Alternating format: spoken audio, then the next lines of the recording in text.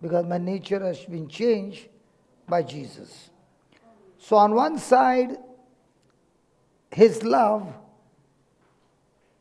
we learn that, right? Constrains us, forces us to know that Christ died for all. When He died, we also died with Him. So He gave up His life for us. So He gave His love for us. And when we understand the sacrifice and the suffering He went through to show us that love, and we experience that love, that we no longer live our life for ourselves, but we live our life unto God.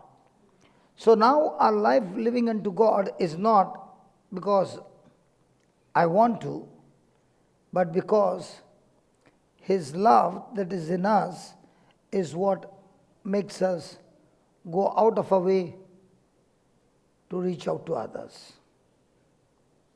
As the mother experiences love, that same mother before marriage would have been a lazy mother. Or the mother would have told the daughter, go and put this garbage into the bin. And the daughter would say, I'm not going to touch it. But once she gets married, now she gets a baby. Now what happens to the langoti? What happens to the vomiting? What happens to the susu and the kaka? The same girl who was saying she is now doing everything for the baby, but now she doesn't find anything dirty. Did that happen to you, Baba? You are also saying she? And now when the baby came, did you say she? That is because of love. So having experienced the grace, which is a free gift to all of us, and also giving us the power to understand this grace, which is invisible, which cannot be felt with our senses, but God showed it us through Christ. Has anybody seen Christ? But we believe because it's the written word of God. And the power to believe comes from God. So grace comes from God. Faith also comes from God. And all that we are doing is now putting it into action. And that action and that labor also is not ours, it is His. Praise God. So, write down, because salvation is a gift,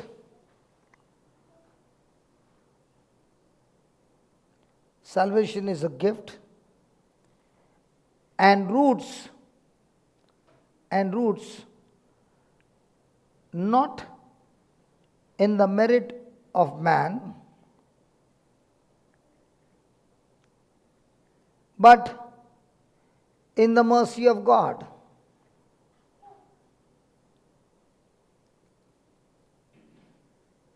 Not in the goodness of man,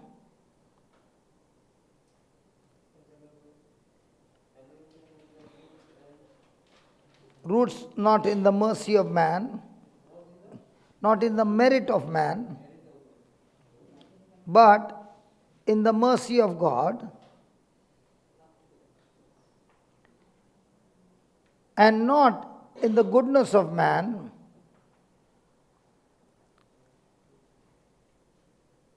but in the grace of God.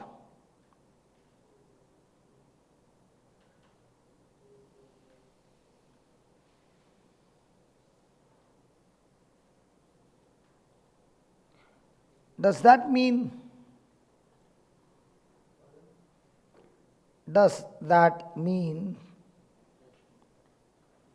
therefore that it makes no difference how we live? Give me Romans 6 verse 1.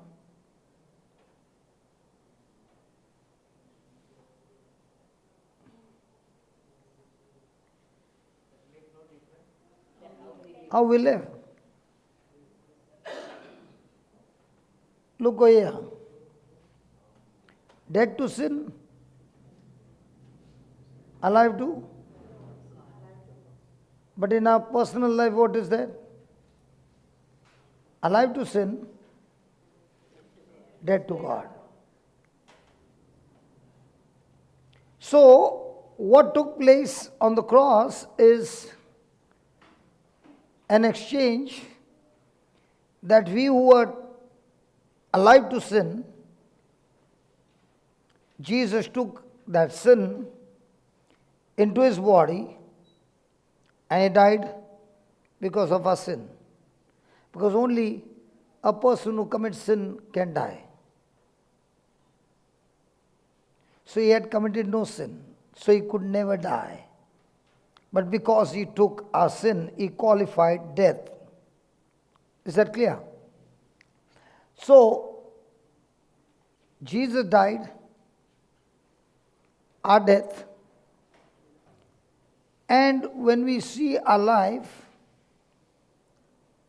it is purely the mercy of God that we got forgiven.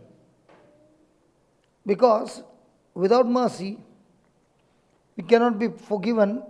We need to be punished for the wrongs that we did. So it is not the goodness of man that we are blessed, but it is because of grace of God that we are blessed. So he is saying, if I believe that Jesus died for me, because of his mercy we are forgiven. And because of his grace we are blessed. So we got two things, mercy and grace. Now that we have got the new nature of Christ, what shall we say then? Shall we continue? Are we forgiven? Yes.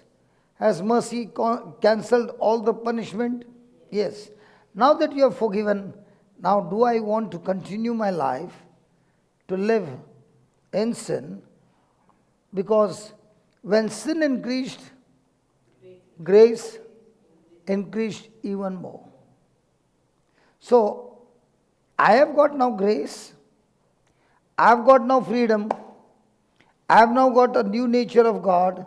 So can I use my new life to grow in sin? That's what it is. And then he says, God, how shall we that are dead to sin live any longer therein? I must believe that my old nature, which was drawing me to sin, my self-centeredness, which was drawing me to sin, has been put to death. Has anybody ever committed sin? Yes. What is the root of every sin?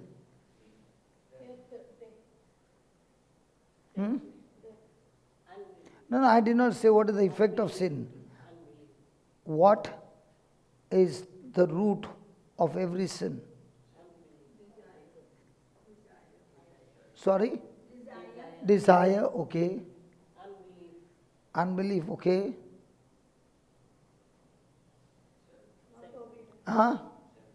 Selfishness or self-centeredness. So what did Christ do? He was also a human being. Now did Jesus live his life for self or did he live his life for God? So because he lived his life for God, he became my substitute and he paid the penalty for me. How many of us would like to pay the penalty of punishment for somebody else?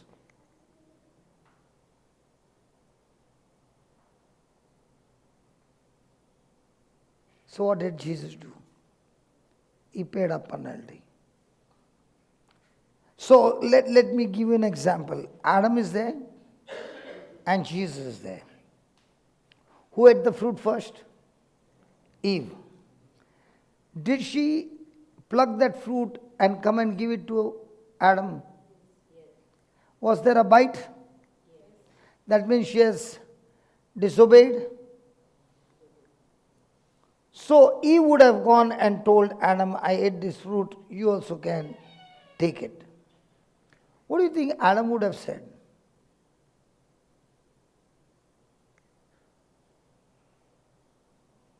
Xavier, what do you think Adam would have said? He knows his wife is going to die according to what God said. Anisha, what do you think Adam would have said when he knows his wife has taken poison?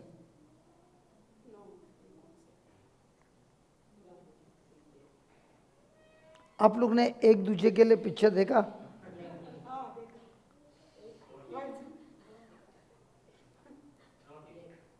See, when the girl was not given a chance to get married to that boy, what did the girl say? I will die, but I will not get married to any other man because I love you. What did the boy say? Even I will not get married to any girl because I love you. So what did they both decide? To jump and die. So might be, I think so, might be that Adam would have said, I love you and I can't live without you. Anyway, you have eaten the fruit and you are dying. I will also eat the fruit and I'll die with you. Possible? Possible? Now there came another story. Jesus also is in the garden. But the garden is different. One is the Garden of Eden, everything in abundance. Jesus is in the Garden of Gethsemane. His bride, that is you and I, we have all eaten the forbidden fruit and we are already sinners. So, what do you think Jesus would have said? No. What no? I will not die, you die.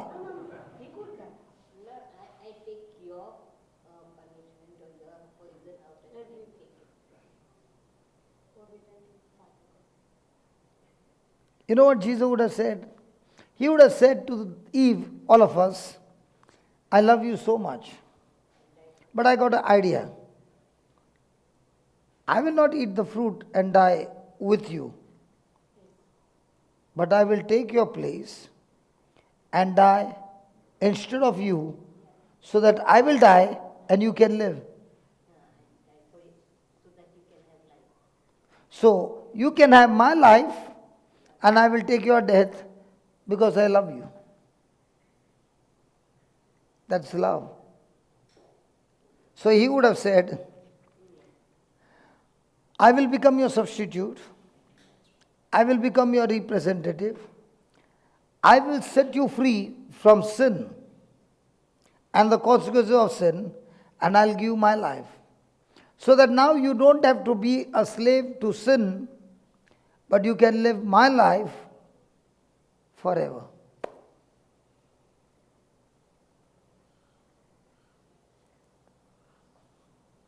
How shall we that are dead to sin?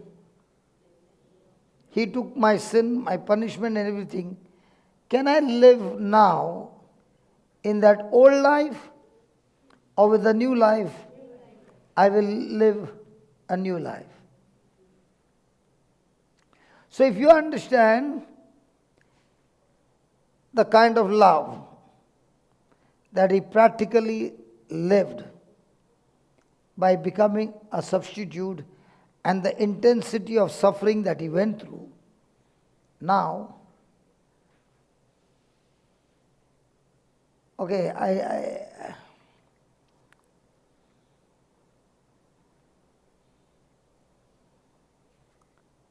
I remember an incident. Can I share with you? This is a story. The ship was sinking and there was only one lifeboat. And there was a husband and wife. Okay? And the choice had to be made. Before the choice could be made, the husband pushed his wife behind and he jumped into the lifeboat and left. What would you call that? The wife was left behind so that the ship would sink and she would sink in that. The man pushed the wife, jumped into the lifeboat and moved out. And the wife looked at him and said, "Thank you very much. Take care of the children." She was suffering from cancer. Now, if you see in the natural, what looks like? The man has been selfish. Correct? And the wife is saying, "Thank you very much for pushing me out and you taking the responsibility of the children. Take care of the children. Because I'm anyway going to die after 2 weeks.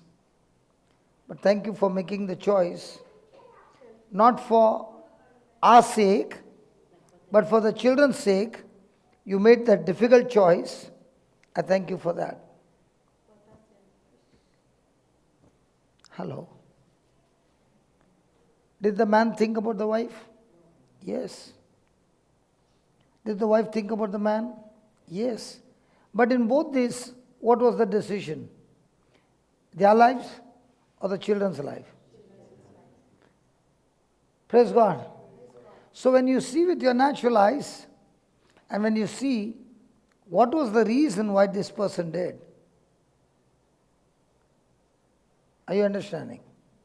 So when you look at Jesus pushing you into the lifeboat and he dying in a place, so that he says, "When I die, my life I will give you. And your death and your cancer and your sickness and your disease, I will take it as an exchange with me and die. But I will see to it that you get my life so that you can live for eternity." That's what happened on the cross. How come you're not asking me any question? Sorry?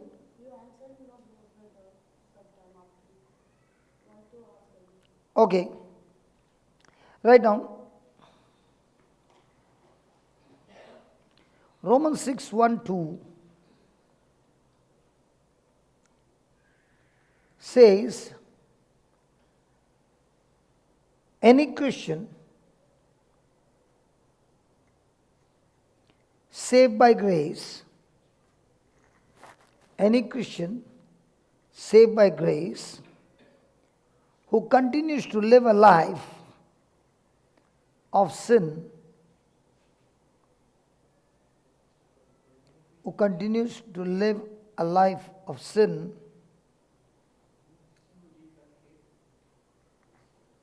any person, any Christian saved by grace who continues to live a life of sin is a disgrace to grace, is a disgrace to grace. Now what happens, what might have happened to John the Baptist? Let's take an example. Was John the Baptist a man of God? A prophet of God? Did he work really hard to bring people to repentance? Were the people listening to what he said and repented? Was he baptizing them in the water? Praise God. Then how come John the Baptist got offended with Jesus? Did John the Baptist perform any miracle? Absolutely zero miracle. But did the people follow him? Was his preaching extremely strong that people came to change their life?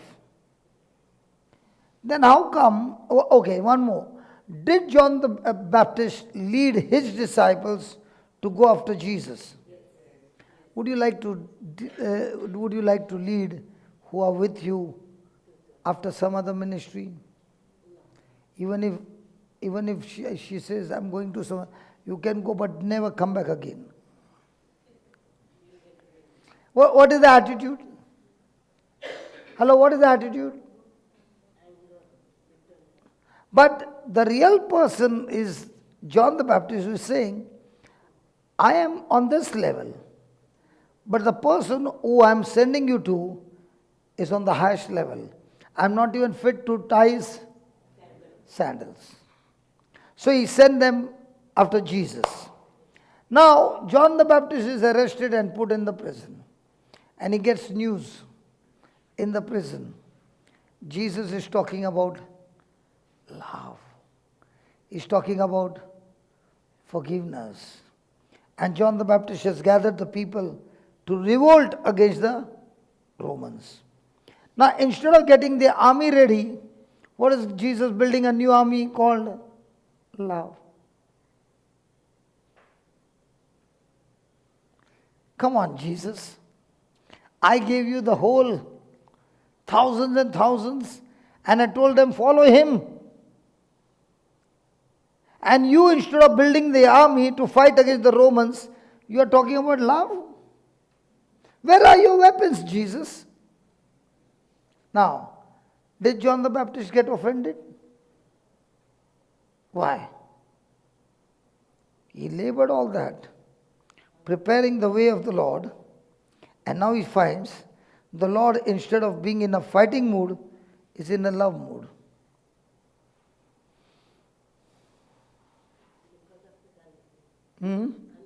Whose unbelief? What was he not believing? See, John the Baptist has the mindset that Jesus will establish his kingdom and overthrow the Romans. He did not understand Jesus had come for a kingdom which is going to build forever a war against Satan. Did Jesus fight the war against Satan? Come on. Did he defeat him or destroy him? Did Jesus destroy Satan or defeat Satan? Did not destroy. So if you are defeated, you will come for the match again? Destroyed? Am I confusing all of you? I know I am confusing you. Jesus never destroyed Satan, but he defeated Satan. Why do you think he did not destroy?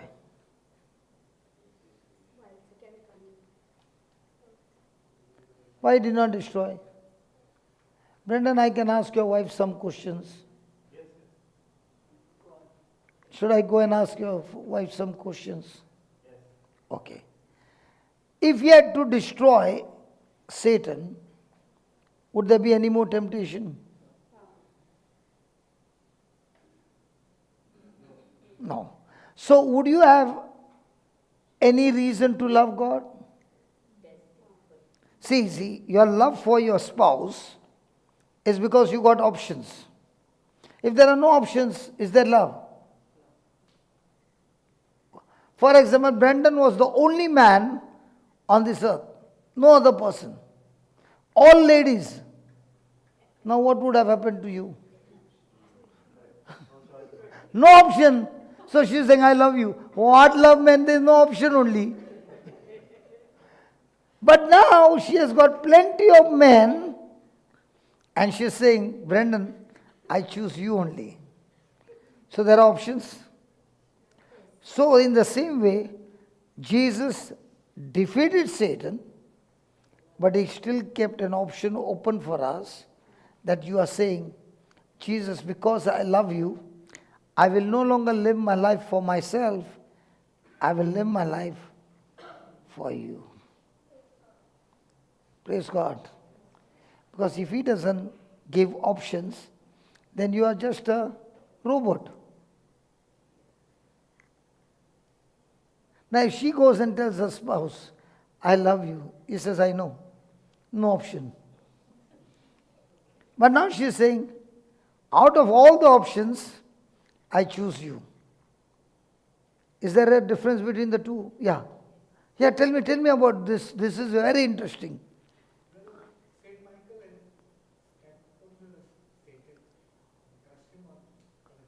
Who? Really? You read that in the Bible? Ah, you saw the picture. Hallelujah. Then Jesus would not have to die on the cross.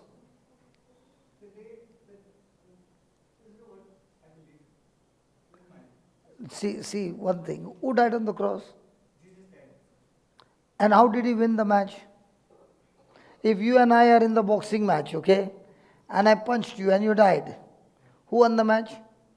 You. Now in between Satan and Jesus, who died? So who won the match? क्या है? हो गया? Because his father was a referee.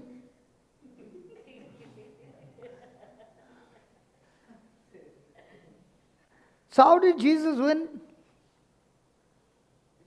Okay, no, I was just joking. Don't take it seriously. Others they'll say, that brother was saying that Jesus, his father was referee.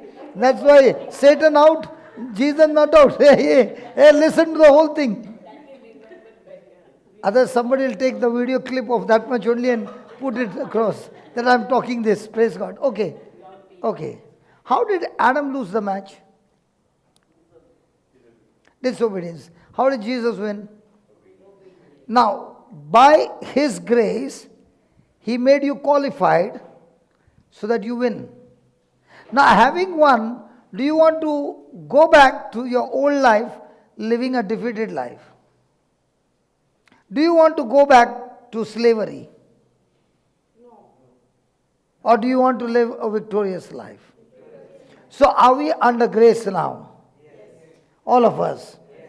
But is the devil still going to come with his lies? Yes.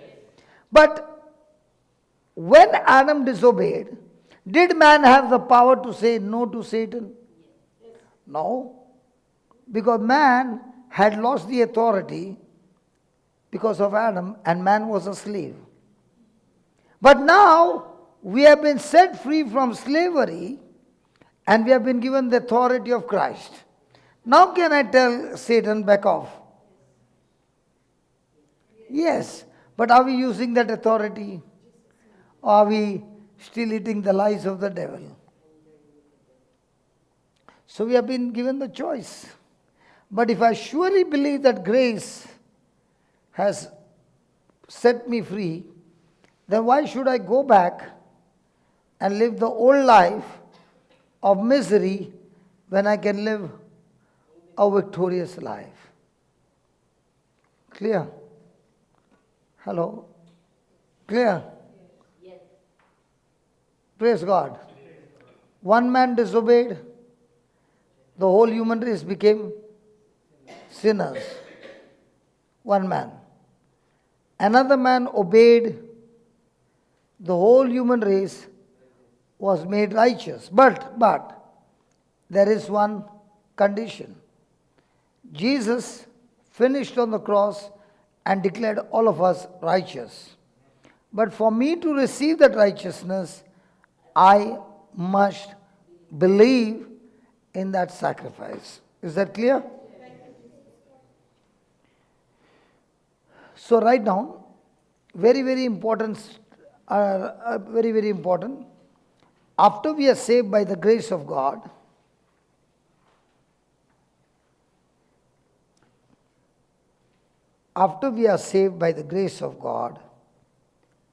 we need to learn.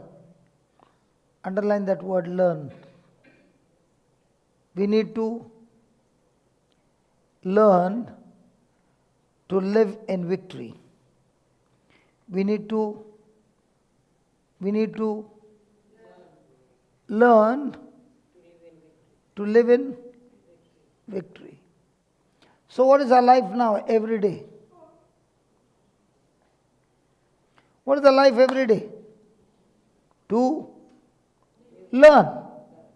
So when we learn from the scriptures, we are changing our thinking. Let me give you an example. Anisha, totally how many years back you became a Christian? 2008. Oh no, your husband has come, I can't ask you.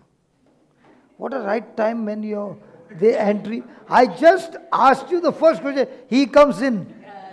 Now what do I do? To defend. Now what do I do? Can I ask? Should I ask? Okay. 2008, you became a Christian. You learnt your prayers, you got baptized, you got everything. Now, you got a baby. And the baby is crying. Okay. You did everything in the natural to pacify the baby. But today if the baby is crying, what would you do? Only speak the word and rebuke that affliction. Now why you were not doing before?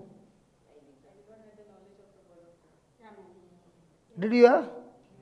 Because I did not have the knowledge of my authority in Christ, I suffered all these years, but now when I heard, I had to learn to believe.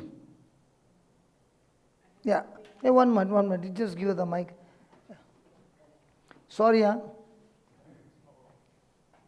No problem.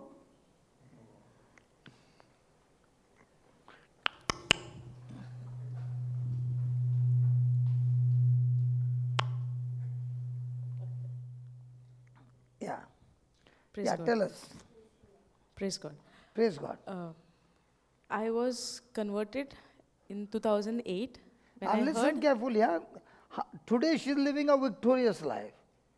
Now, even though she was converted, how come she did not live a victorious life? Okay, 2008 I was converted. Yeah.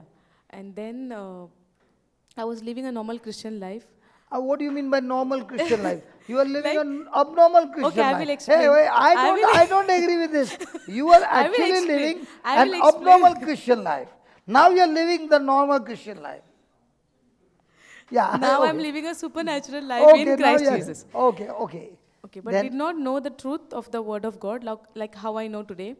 So last year in 2023, my baby was 1 year, 1 year, 3-4 months like that. In last September, when I first attended the retreat in August. yeah.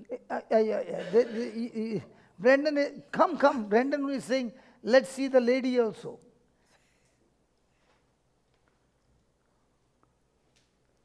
Thank you, Brendan. Yeah, Okay, thank you, Jesus. yeah.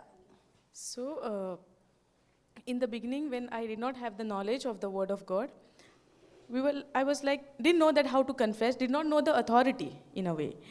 And then when baby was 1 year, 1.5 year, all that years since she was born, every night she was crying. How did I know that? Of all of you sitting, why should I ask her about a baby crying? I never knew that. God knows it. Yeah, come. Yeah. So whole night she was crying. The moment I used to put her to sleep, and we bought her that cot for the baby cot. So we used to put her there when she was born. And first month, second month, third month, whole year till I got to know the truth. Every night she was crying, And what was he doing? he was also He had to go to work. no night time how he will go work. No, but morning he has to go to work, no? Yeah, So he has to sleep at night, otherwise how will he? And that was the COVID time also, like no much work also. Everybody was in the house. Okay. So it was in 2020, so a whole that year. And then whole night she was crying, like I used to put her to sleep. Within 1 hour, she used to get up and cry until I hold her, and then for... Was it for the milk? No, she used to just cry. Even after drinking milk? Yeah. And then she used to cry, and then whole day tired. Night also could not sleep. The moment I put her to sleep and go back to sleep again, within 20 minutes she used to get up and cry again. So you did not tell him, let's go to Mother Teresa's? She's troubling me. Was it the first baby? Yeah. She's troubling me. I can't take it anymore. So let's go there. And most of the nights we used to fight. Because of that only. Like, you cannot get up, you cannot hold Hey brother, her. this was not my intention. Huh? See, everything you say, be careful what you say. This is the truth. Okay. What happened. Okay. And then till I got to know my authority in Christ Jesus. Then whole night, irritation. No, you were saying you anger. came for the first time for the retreat. Yeah, at that time she was 1 year, 3 months. Okay. And this was like she was 3 months, 4 months, 5 months, not even 1 year. And whole year went like that only. And then last year when I attended first time for the retreat in Emerald Lawn, then slowly I began to understand the word. Then the journey started. Then I came to Naliati for 10 days. I stayed there, understood the word, continued in the word. And then... So you are a Naladi product. First Emerald 2-3 times. Emerald Lawn is just like that. But real product is Naladi 10 days. Oh, the last, total. Last third month, last 10 days. Like, okay. Then when I understood the word of God that life and death is in the power of our tongue, and then I have to speak. God has given us the authority. Mark 11:23 and 24, speak to the mountain. And after that, when she used to cry, I used to say the word. That Spirit of the Lord is upon my baby. And then we started to see the result. And every night, the moment she used to go to sleep, I used to speak the word by taking her name, and same, the authority, the rights what we are received in our inheritance in Christ Jesus, we started to practice and we saw the results. Praise Okay, God. now my question. Okay. You saw the result now. Yeah. Why you are here? Now your baby is not crying now. Yeah. Then why are you here? This is the love of God. We can't leave him now. See, Thank you, Jesus. See, that's what I said. How shall we that are dead to sin, Yeah. that we will still live in that same selfishness, or having received this love of Christ, I now want to stand here and tell every father, every mother who is going through this, why do you want to fight with each other? Because the fight is not between you and each other or your baby. The fight is spiritual. So having learned this secret, I want to come and share again and again with everybody that they also have peaceful night. The husband is very happy. Yeah. The wife is very happy. And the baby is super happy. What was a problem, now they not only came out of problem, but they got the revelation. And now this baby, what do you think this baby would be growing in? Fighting atmosphere or war against the flesh atmosphere? No problem. Do you understand? So what looked like a problem became a turning point to learn the truth, and what was a crisis now became a beautiful time in their life that changed the crisis into a great miracle. So crisis will surely come. But when crisis come, it is very important to learn. Now my quick question, even if you are there, no problem. Did you go around asking everybody, pray for me? Tell me honestly. Before? Oh, you did not even know, no? That there is a system called pray for me. Lafda ho gaya. So, you are knowing your problem, you only solve. But she did not know pray for me. Otherwise, she would also be in the queue. Pray for me.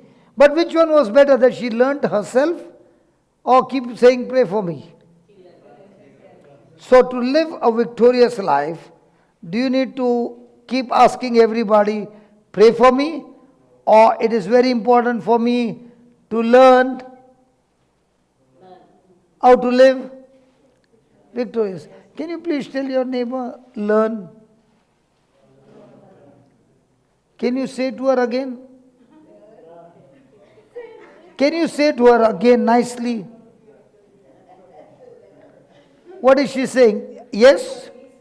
No, not smile. Ask her, learn. So are you going to learn? Are you going to be continuing? Please pray for me. I am not saying it is not bad to ask people to pray for you. But always remember, even if somebody is praying for you, it is only a jump start. You got to learn the system. What did she say? When I came to know that I have the authority in Christ, with my words, I can bring life and I can bring death. When I learned this truth, I began to take authority, and I also slept. My husband also slept. Now there are no fights, no?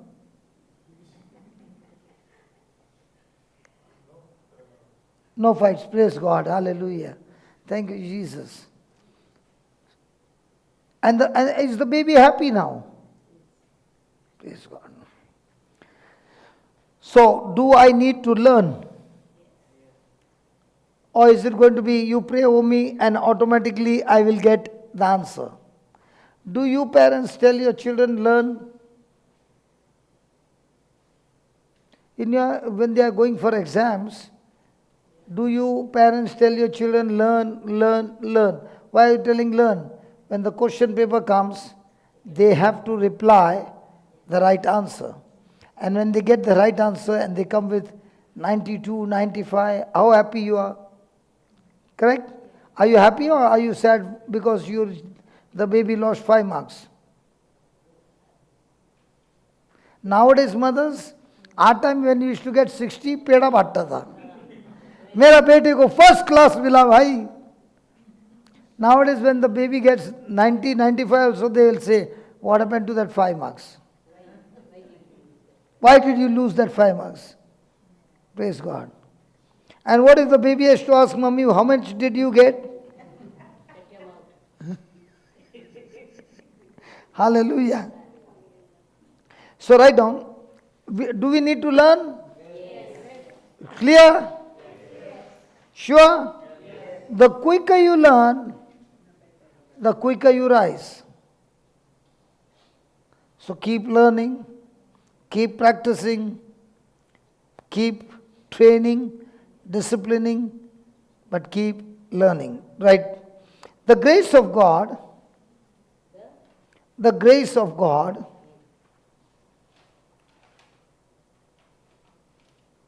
is an anointing,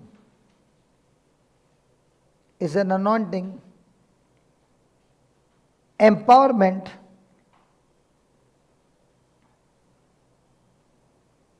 to live a godly life.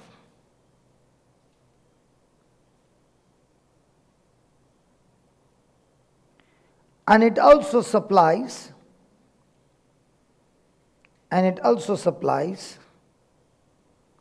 the power to live a godly life.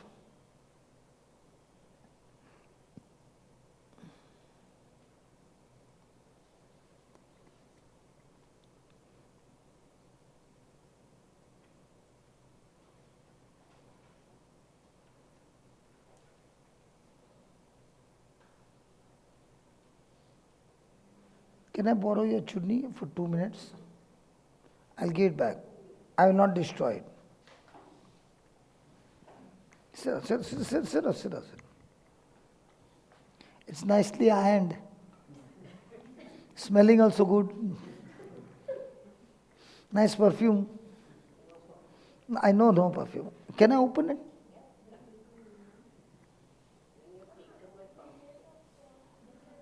Now watch this. I'm going to share with you what is grace.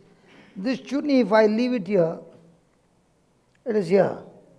But the same chutney, if I put it under my arm, and I can say, chutney, go up, go behind, come in front. Now, who is doing all this? Can you see it? So is the grace of God in us. So is the promise of God in us. And this promise is in a word form.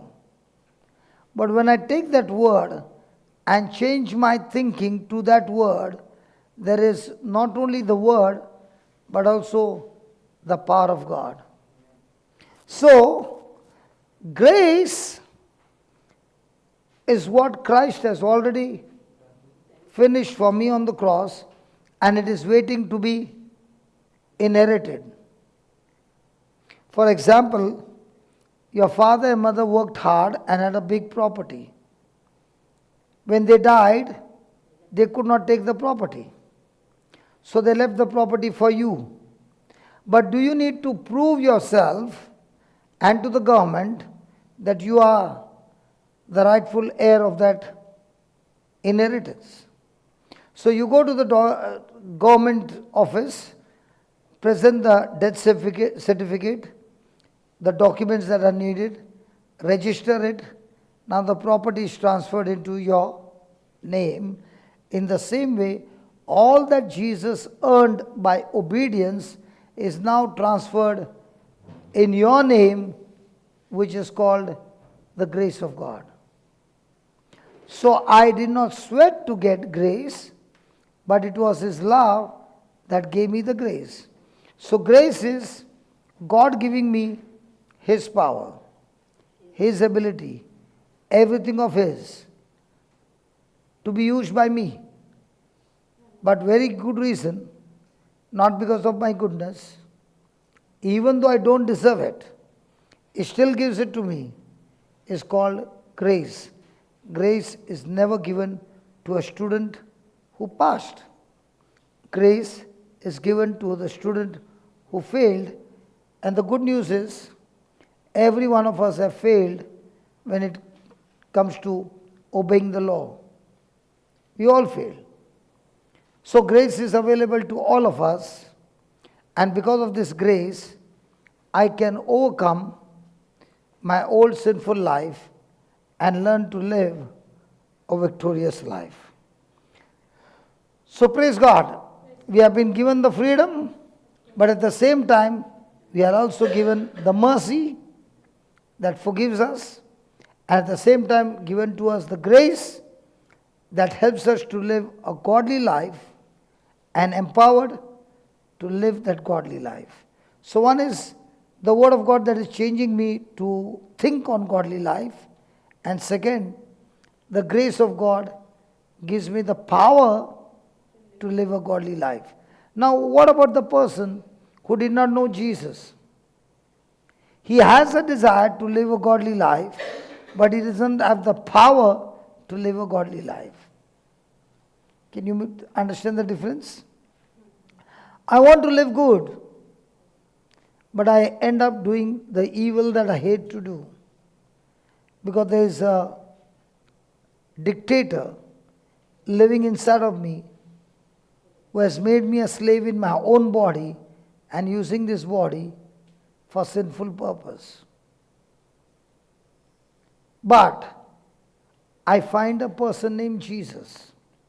When I receive Him in my life, He is the one who takes over the ownership of my life and helps me, empowers me, gives me the grace to say no to Satan, and Satan has to obey me, because by grace He has given me the power of attorney to live this life victorious.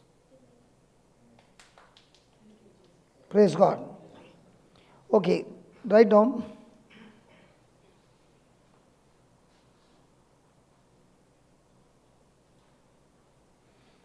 Okay, we'll go here and then we'll write down. 6:3.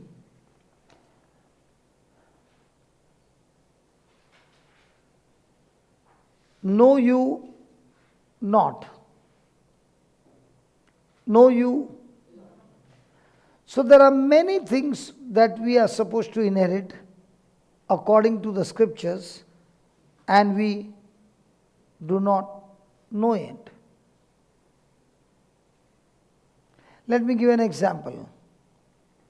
This place belongs to a person. And when I met him in UK, he said, having seen the videos on YouTube, my life changed. And I and my wife decided that anyway this house is locked. Only when we come it is open.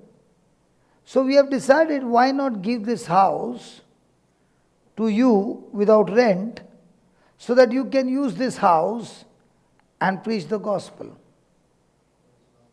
Okay? Now, was that person interested in the money, or was that person interested in the souls getting saved? So that person gave me this place, and now, does it belong to me? No. But what God has given me, am I using that grace and turn this place into a place where people can come and study the word? At the same time, they can come and live in this house. Now, there were other issues over here which we could not solve the problem. So there were different people who came, like Xavier came, Georgie came, others came, and each one are specialist about some things which they said, why not we do this and this and this, and a problem can be sorted out. So this could have been done 1 year back. From how long we are here? 1 year. We could have done 1 year back. But we did not have the solution. We had the desire, but we did not have the solution. And now somebody said, I know it. Now, those who have come before, the voice that you hear now on the speaker, is it different from before? Previously, we had to keep it so low that the voice should not go out, so that people outside should not get disturbed. Now if you see, the sound is not even going outside the door. Even when you are down, the sound is not coming. So somebody comes and says, we can solve this problem. Somebody else comes and says, we can solve this problem. So our life is full of problems, and the solution to all our life is inside the Word of God. So he's saying, do you not know that many of us were baptized into Jesus Christ, were baptized into his death? In other words, he's saying, don't you know, when you got baptized, you were in union with Christ. So you and Christ were one. When he bled, you also bled. When he suffered, you also suffered. When he died, you also died with him. He's saying we were baptized into Jesus Christ. He did not say we were baptized into water. And we were baptized into his. So don't you know, Savi, I understand. She got so engrossed in the teaching that she forgot what she's supposed to do. It's okay. I love that. I really love that. Because she found that this is more important for me than anything else. Praise God. Hallelujah.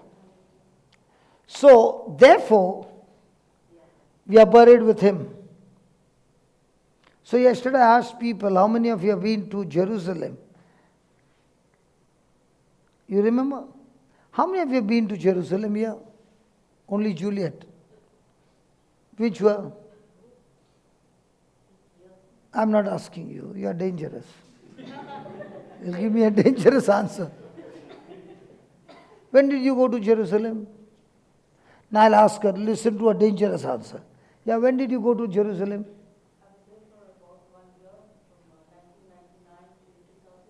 Now you said 1999, 2000. Now let me ask her, when did you go to Jerusalem? Huh? Arre.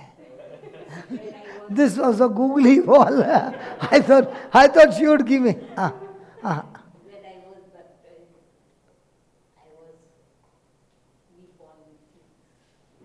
So you're giving me two. In the natural, 2014. And in the spiritual, when Jesus died, 2000 years plus, she's saying, I've been with Jesus in Jerusalem. Because when he died, I died with him. So she's giving me both the answers. You decide which world you want. If you want from the world news, 2014. If you want from heaven's news, I died with Christ. My God, still you put a googly for me. Hallelujah. So, therefore we are buried by baptism into death, like as Christ was raised from the dead by the glory of the Father, even so we should also walk in newness of life. So, we died, and we were buried. Do they bury a living man or a dead man? Who said living man? Dead man. So is that a proof that Jesus really died? Yes. That's why he was buried. So when he was buried, we were buried? Yes. With him or without him? With him. So where's your tomb? In Jerusalem. Now when we read a passage like this, is it easy for us to believe that you died? But if you ask the Holy Spirit to give you understanding, he says, just as Adam's disobedience made you a sinner, in the same way, Jesus died your disobedience.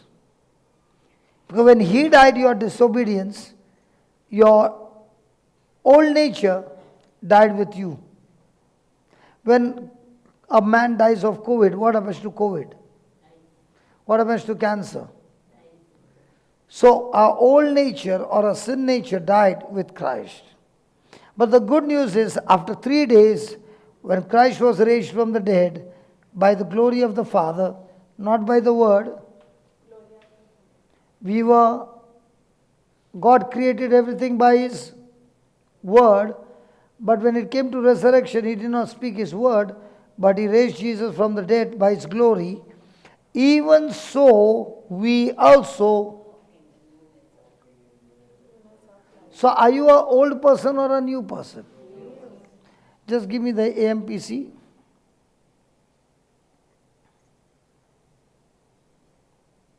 We were buried therefore with him by the baptism into death, so that just as Christ was raised from the dead by the glorious power of the Father, we too might.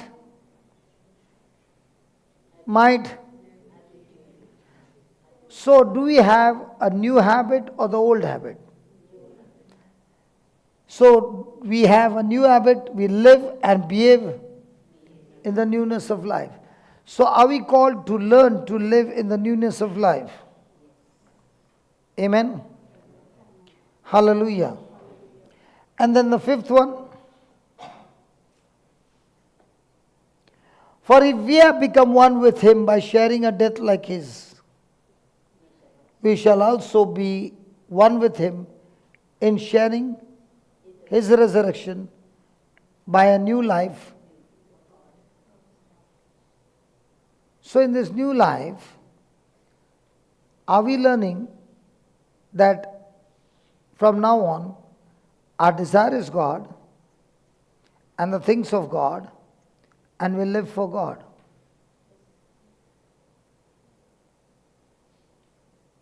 Normally, a lady lives for whom?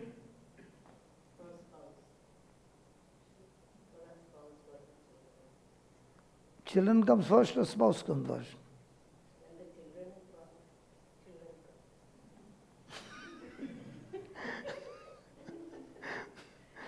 When you have to make a choice between a spouse and a children, which one? See?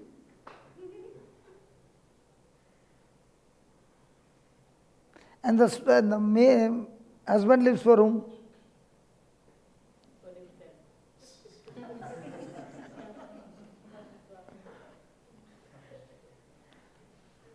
So now that you got a new life, for whom are you living for?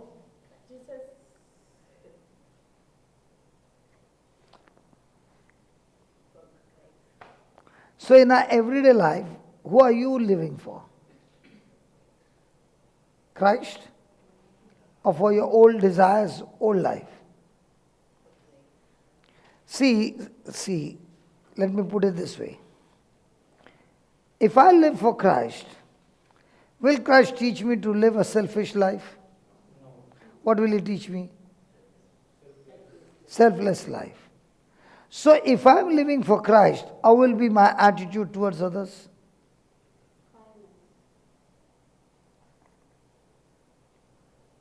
How will be my attitude towards my spouse, to my children, if I live for Christ? Will it be selfish or will it be selfless? Will it be corrupted? Now, for example, the husband is demanding from the wife. Is the wife perfect?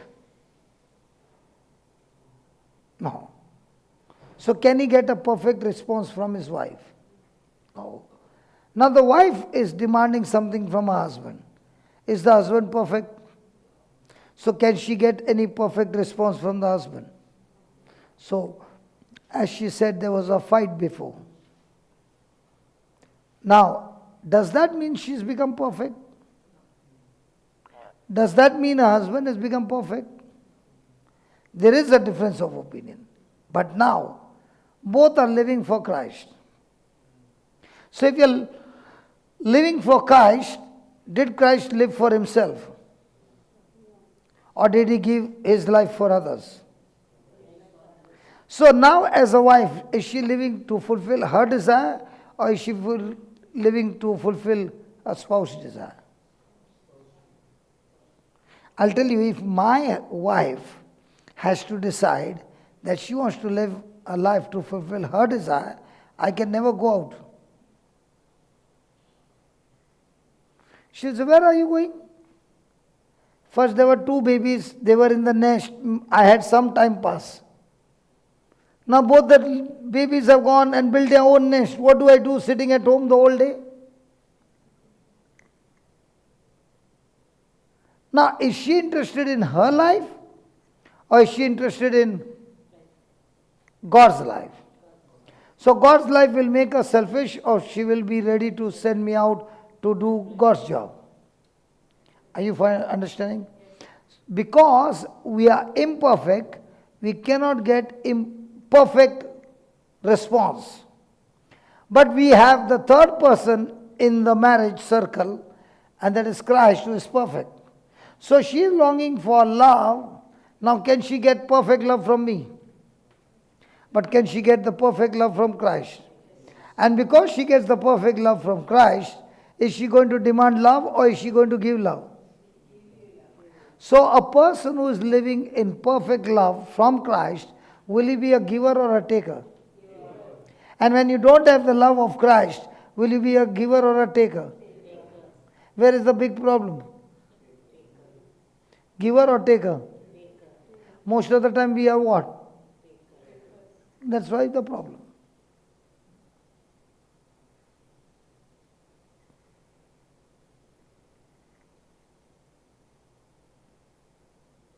So from the time you start giving, because now no human being is your source. The only source you got is Christ.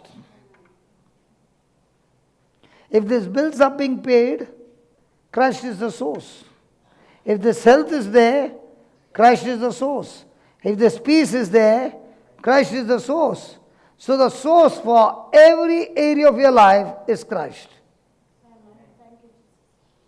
And when that becomes your focus, now you are not looking at anybody who's going to come and give me. Now you're saying, what I got, let me give to make somebody's life beautiful, and when you empty to give somebody life beautiful, a stranger can come. I don't know who can come. But God, who is the source, can bring any person from any part of the planet and come and bless you. So when you look at the source, it is so enjoying, because every day you don't know where your help comes from. But one thing, because He is my source, my help comes from God. He is my source. But the source has got plenty of channels. So I will never say this channel is my source. The channel is only because the source has directed the channel to come and help me. Is that clear? Hello? Verse number 6, and this is what we got to learn. This is a very, very, very important word to live a victorious life. Knowing. What is knowing?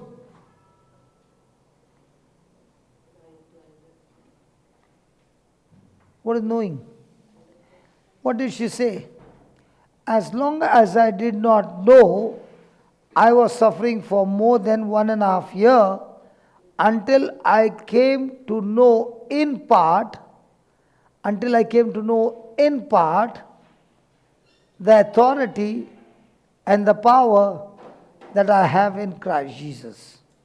And when I came to know, I began to use what I began to know, and my life became completely changed. The situation that was ruling over me, and I was a slave to that situation, everything changed because I came to know. So do I need to know? And what do you need to know? Knowing this, that our old man is crucified with Him. When did the old man got crucified? Now this old man is not on the 31st of December, okay? Because I'm in Goa, I know. You Goans have an old man. That at midnight you burn the old man. I'm not talking about that old man. I'm talking about the old man nature that I got from Christ. And because I died and Christ died, we died both together. Praise God. The old man that came from Adam died with Him, crucified on the cross, that the body of sin, do you have a body? Is the body of sin? Why is it called body of sin? So we'll cut off your flesh?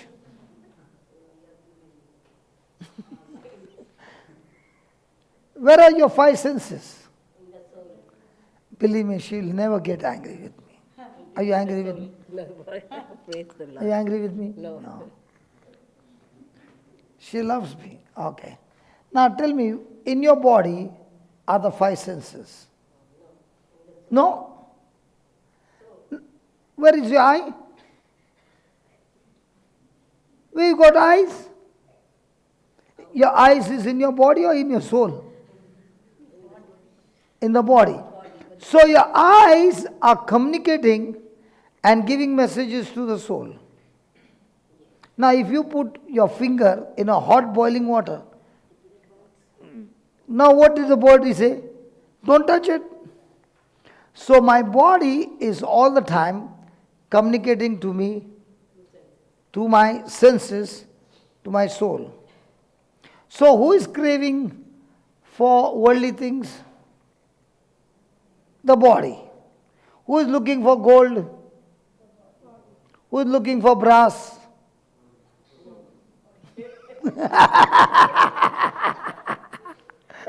Both are golden color.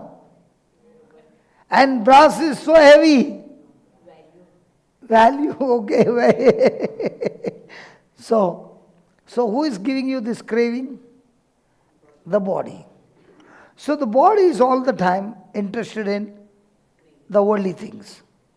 At the same time, before I met Jesus, there was nothing to fight back because my soul was controlled by my body. But the day the gospel got preached and I came to know that Christ is my substitute and He died for me, and when He rose from the dead, I too rose from the dead, not the same, but He gave me a spirit. And that spirit is now my connector to the Holy Spirit and my connector to God. So now I got a connector called Spirit who is talking to me the things of God, and I've got a body which is all the time talking to me about selfish things. Are you understanding up till here? So now that I know that the old man, before it was crucified, it used my body for selfish thing. But now that I know that an old man got crucified, he has no more control over my body of sin. Now that sinful activities in my body might be destroyed, that henceforth we should not serve sin. So there was a time when this body was craving for things in the club, in the gangs, in all that. But now, when I realized that the old nature got crucified and God gave me a new nature, and that is connected to my spirit, so my body which was craving, now the spirit is getting stronger and stronger with the teachings of Christ. Now my soul or my mind has got three things. It can think, it can feel, and it can choose. So my body is giving me communication to think, feel, and choose. At the same time, my spirit that is connected to the Word of God is also giving me communication to think, feel, and choose. But all the three, both of them are opposite to each other, and here is the mind which is having a war. Should I go with my body or should I go with my spirit? If I go with my spirit, then this body is used only for godly things. But the very next moment, just a fraction of a second, I change my thinking and I go into the flesh. The same body which was used for pure holy things, godly things, will now be used by the old man for sinful things. So I need to know that this old man who was a dictator inside of me has been put to death when Christ died. Having been put to death, now I have been given a spirit, and this spirit is made righteous, not by my works, but by Christ. When He rose again, He gave me His mind, and that's why I now have the mind of Christ and the mind of soul. The mind of Christ is all the time talking to me about the kingdom of God. The mind of soul is always talking to me the things of the world. And the mind of the world, that mind has power over my body. So the mind of Christ is now bombarding me with godly things that I learned from the scriptures, and I'm going on learning and learning and learning. So it's giving me grace and it's giving me faith. Now the same body which was used for sinful purpose, that same body is now being used for godly purpose. So, can I take a holiday? Can I take a break? I got to keep walking in the Spirit. I cannot even take a small time to rest. Because the time of rest would be that I'm giving my flesh enough room to get into an attack. So can a Christian have time of holiday?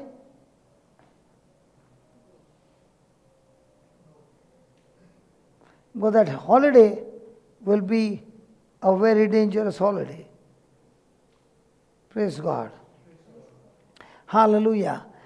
When I was young, I would always tell my wife, I will retire by 45 and I will go to Hawaii and spend my time in Hawaii. For what reason? For sin reason. My life, my earning, my money, and all that. And after I got changed, God took me to Hawaii. And I had a Sunday which was a holiday. And we had a conference, so some went sightseeing, some went to go underwater, under the sea. What do you call scuba diving? Some went to see the volcano, some went there, and they asked me, where are you going? I said, I don't know, but I'm not coming with you all. And I went in search of drug addicts, and I got one. And we became friends, and I said, where are you going? He said, I'm going to clean a garage. So I said, even I'm coming. I can help you. So he said, I'm not going to give you the money. I said, I don't want the money, but I can help you.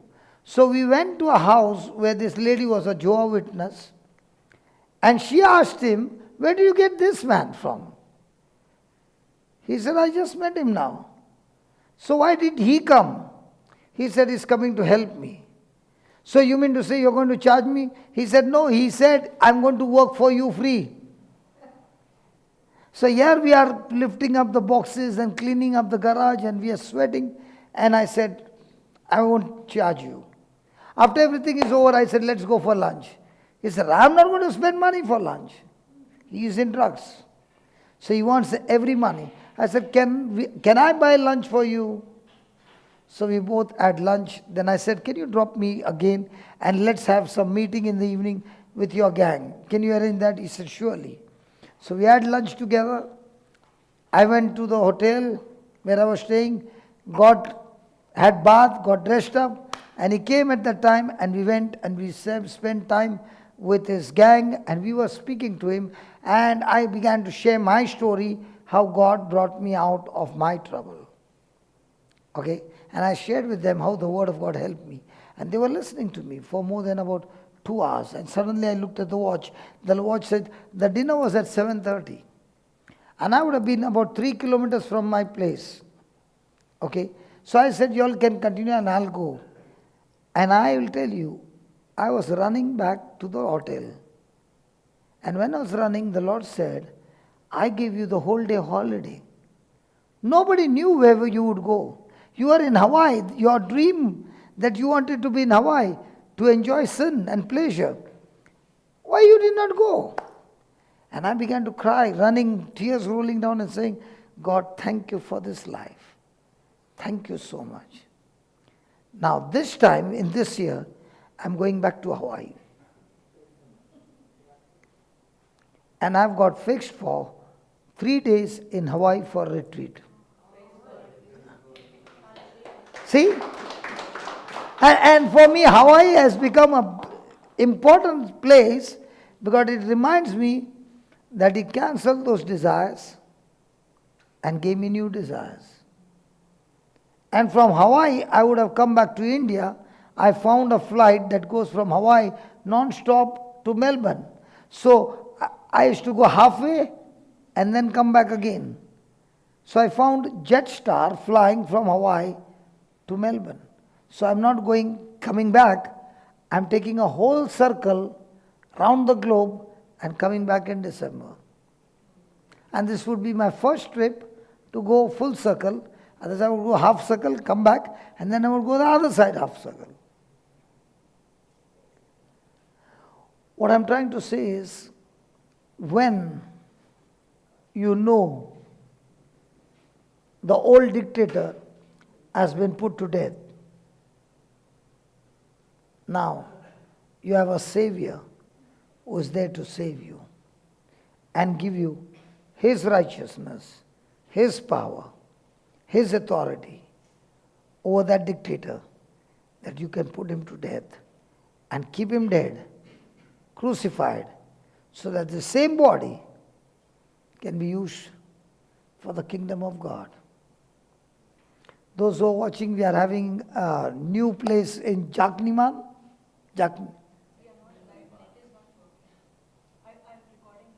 Yeah, okay, even though it's going afterwards, praise God. Hi, thank you.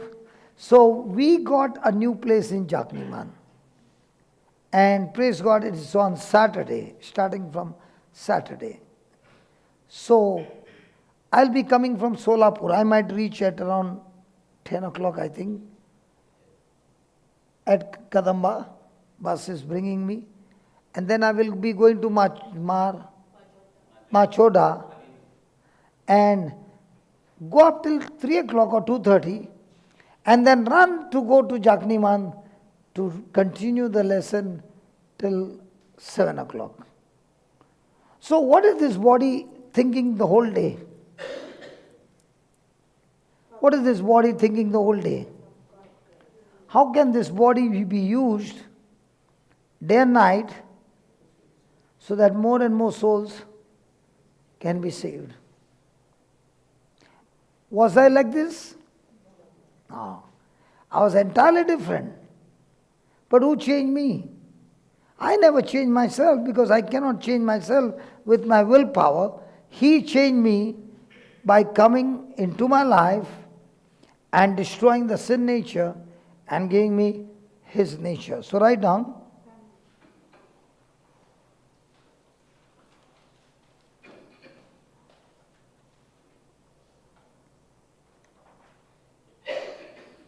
As grace abounds,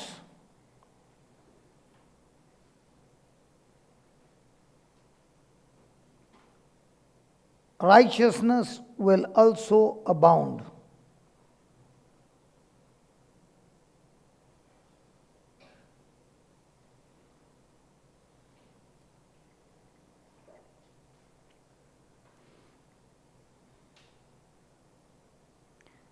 That imputed righteousness, that free gift righteousness will become imparted and practical righteousness in our lives.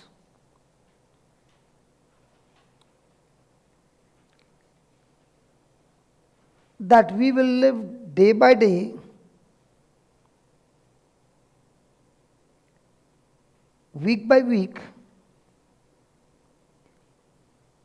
and year by year in victory. Day by day, week by week and year by year in victory. Let me give you a practical example. Let's say you came for the first retreat of your life and you were there for 10 days. When you came the first day, you did not want to sit, you wanted to go run away from there. Second day, you wanted to run even more. But might be on the third day, you began to give your mind little, and the fourth day, it became interesting. Fifth day became more and more interesting.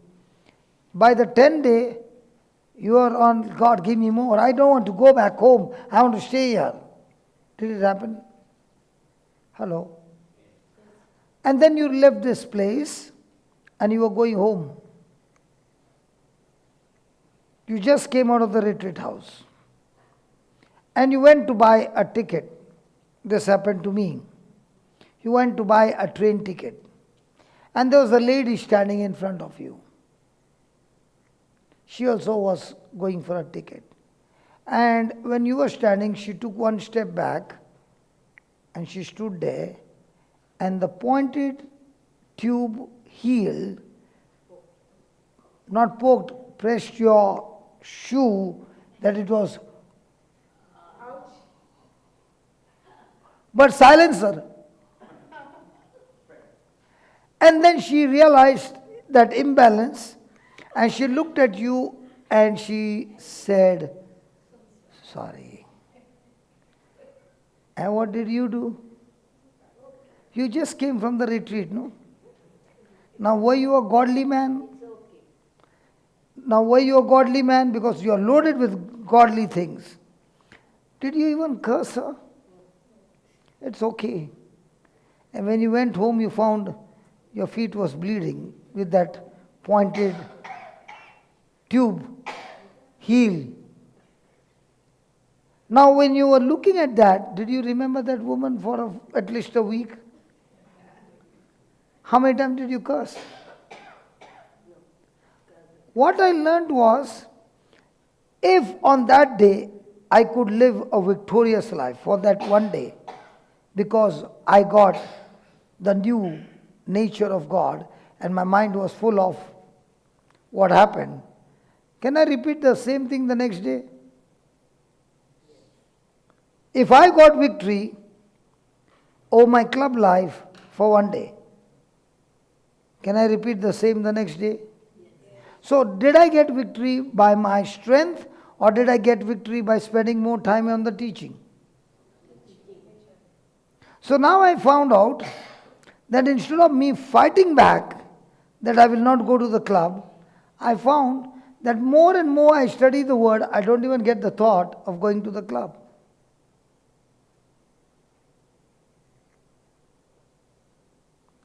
So it became one day, slowly it became 1 week, it became 1 month, and from the day I went for the retreat till today, I never stepped there.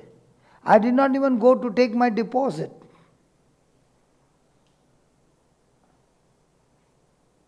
Because I found even the refund of that money is not going to be clean. I did not even want to have that money. Are you following what I'm saying? Yes. So once you taste that righteousness and practice it for one day, just one day, can you do the same thing repeatedly on the second day? Can you do it for 1 week? Yes. So now you are slowly but surely learning to get a new habit. So you're not doing it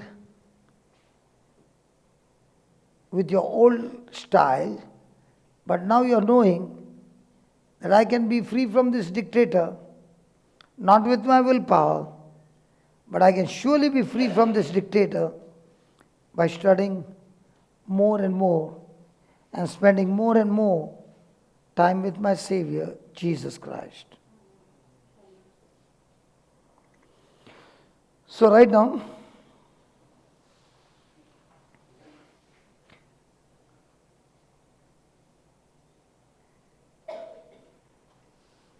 We got to know our identification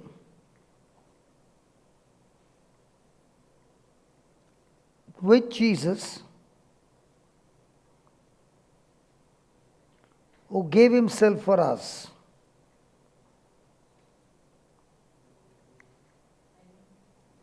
Identification with Jesus, who gave himself for us. Romans 6, verse 6 to 7.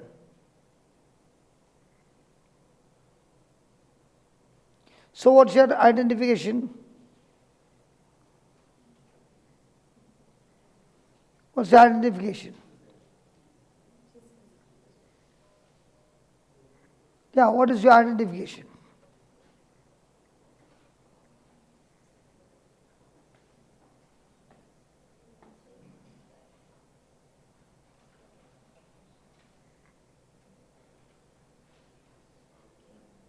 How did the chunni start moving?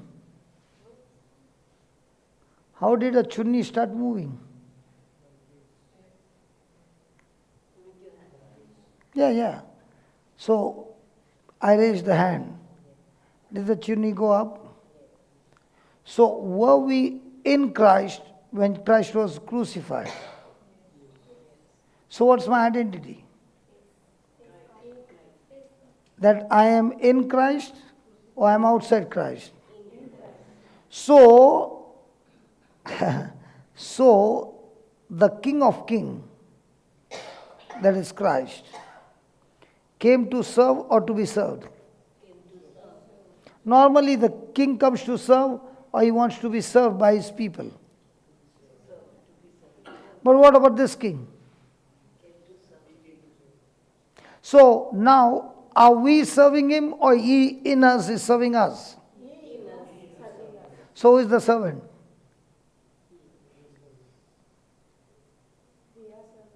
He is the king. But he says, I want to be a servant to you, that I will serve you. So by his service, does he give me freedom from that dictator who has made me a slave all these years? So through his service, can I get victory? So when I get victory, is the king saying now that just as I served you, would you now love to serve others? Come on. So, are you now stepping out in faith to serve others? Now, will you go and serve others? No. No, you can't do that. The same king who served you is saying, you can use your body and serve others, but remember, you will not do. I, the king who is serving you, I will serve others through you. So, if we are standing here and serving you, can we take a credit that we served you? So can you take a credit that I prayed and you got healed? That I prayed and you were free from depression? Because I got to understand that I'm not the one, but Christ in me is my identity, who is doing all the service, and it looks from outside that it is me, but it's not me.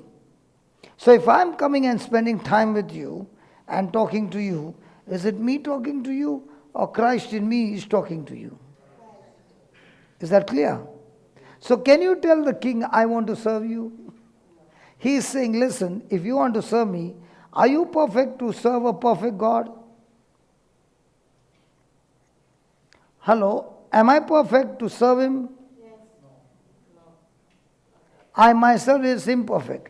Can I imperfect serve the perfect? So he's saying, let's make the change.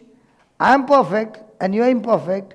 But when I come and serve you, your imperfection I'll remove and lead you to perfection. And the more and more you get into perfection, every day you're growing stronger and stronger. I will use now your body, your witness, your lifestyle to touch others and serve them as well. Wow. So can you ever believe an imperfect being used in the kingdom of God? Normally when there's an interview, who do they want to take? The best or the least? And when it comes to God's kingdom, what is he saying? You are the weakest, you are selected, come.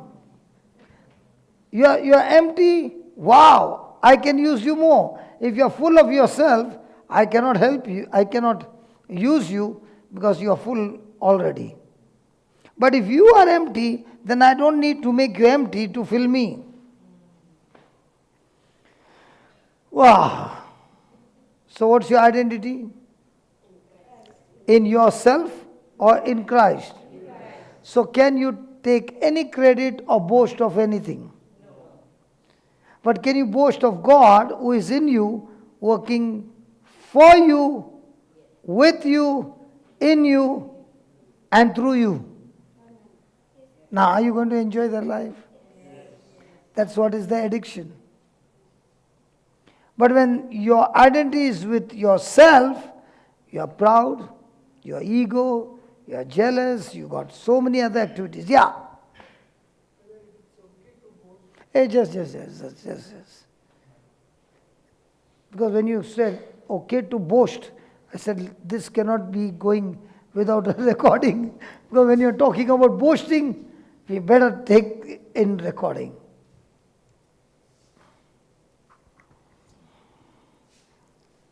Yeah. Brother, it's okay to boast for your God. For your God. If you boast If you boast, for your God. means boast of what? Boasting like, okay, He's my God, He's my Savior, He's my everything. You need to boast it.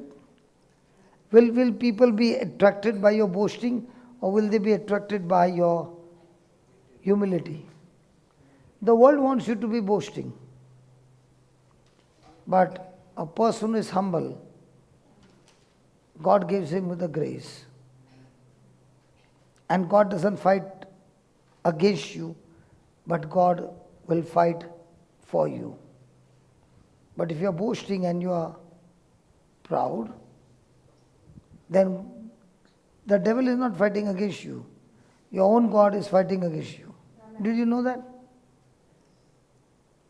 Yeah, God doesn't like pride. Huh?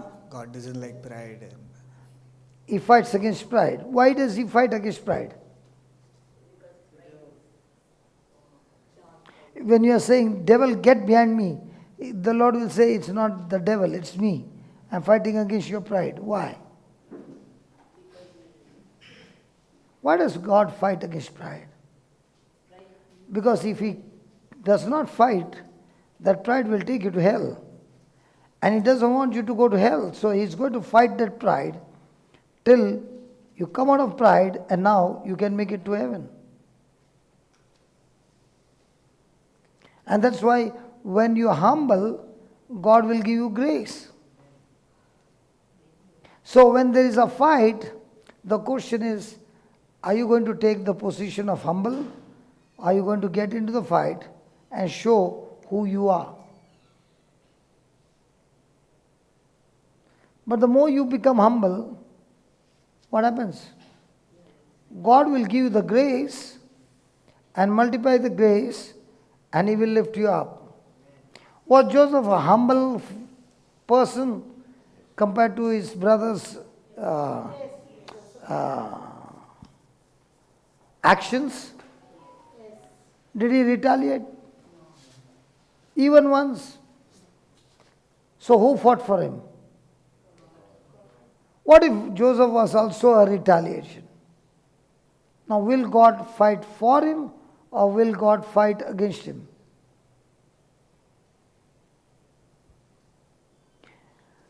If you are boastful, let your boastful be in the action of love.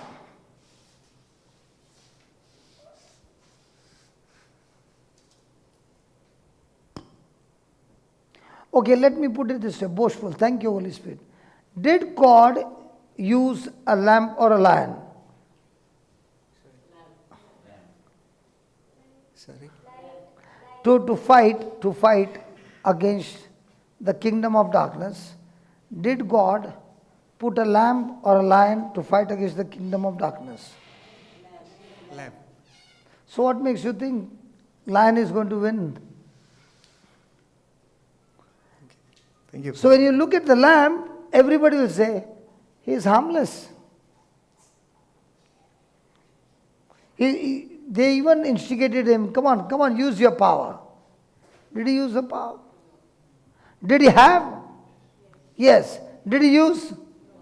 No. Did he fight as a lamb or as a lion? But when he's coming back again, is he coming as a lion? Yes. Because this is a time of mercy. But when he's coming back, the time of mercy is over. So how are you going to win this match in this world? As a lion or a lamb? But which one do we like to practice? Ask your neighbor, when was the last time you became a lion? How many years back? And now ask the person, when did you become a lamb?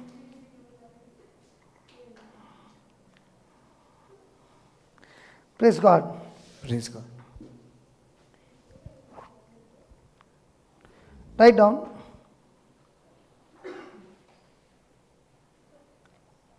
We are in Christ.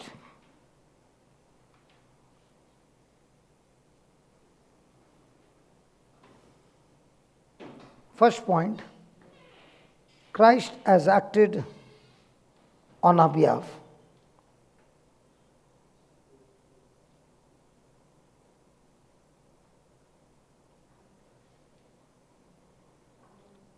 Christ has acted on our behalf.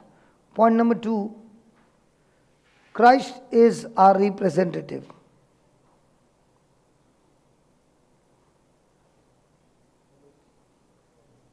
Christ is our representative. You must always remember that Christ is your representative. Don't ever forget that.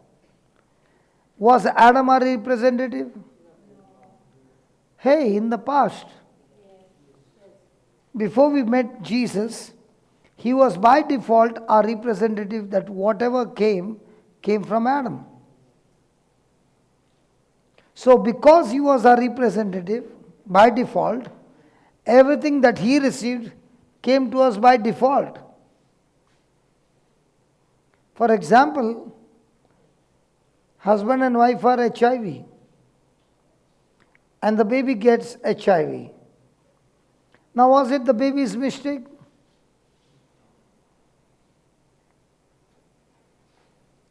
The baby inherited because the mother and father were HIV. In the same way, we inherited from Adam the sin nature. Are you following? So when I say that Jesus is my representative, then I'm saying I was born of Adam, but I'm no longer born of Adam and banished Eve. But now, Christ is my representative, and whatever is in Christ, I receive, like whatever was in Adam, I received in the old before my rebirth. So did God create us sinners? No. He created us in His likeness and image. But what Adam did, changed the nature of man from likeness and image of God to sin nature, likeness and image of Satan. Are you following? So when I say that Jesus is my representative, that means every action of Jesus I receive as an inheritance, and everything of mine He receives as a representative, as a substitute for me. Praise God. Clear? Third, what happened to the Lord Jesus? What happened to the Lord Jesus happened to us. What happened to the Lord Jesus happened to us because we were baptized in Him, and that is why whatever He suffered, we suffered with Him. Did we deserve that suffering? Yes. But did He take it on Himself? Yes. But we were in Him, and therefore it affected us as well. So when He died, we died. When He was buried, we buried. And when He was raised from the dead, we too were raised from the dead, because we were never separated. Fourth, He chose to be one with us. He chose to be one with us. Who chose whom first? Who loved whom first? So, did He have to choose us? We were His rebel. We were his opponent, we were his enemies. But because of love, he still chose us. So was it necessary for him to leave heaven, empty himself of glory, and take a body from a woman, live on this earth, be tempted in every way that we are tempted, and still walk without sin, suffer for us, die for us, take all the insult and abuse, and all the bleeding? Did he have to choose that? Was it a force? Or was it love? Praise God. So his love, he chose to be one of us. Now, we know that God is a spirit. When Jesus took that body, he was a spirit being, God. Now, when he adapted that body from a supreme with a body, he became extremely low with a body. Now, after his death, is he still in a body? No. He's still in a body. Huh? When he rose again, did he have a body? Hello, when he rose from the dead, did he have a body? Did he eat fish? Did he pass through the walls? So he had a body. Now imagine for God, who is a spirit, would live in the body forever. What would his body remind him? Of his love for us. How many of us from a supreme level would take a body and live in that body forever?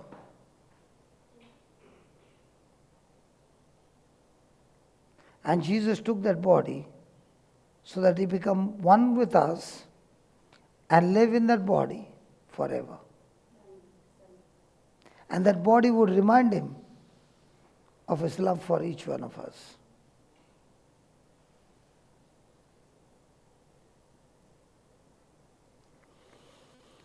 Praise God. Write down. Is it interesting? Yes. Is it helping us to know the truths? Yes. Write down. When Jesus came to this earth,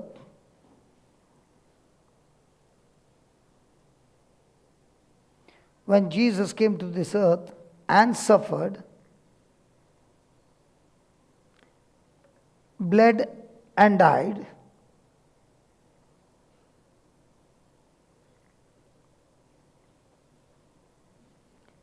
we suffered, bled and died with him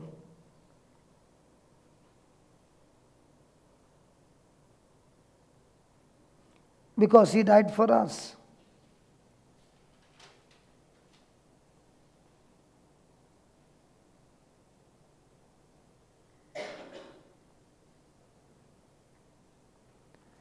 Romans 6 and 7 says,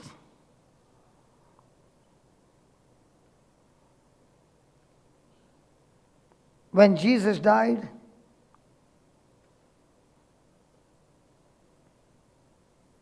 he died for us as our substitute. He died for us as our substitute. When Jesus died for us,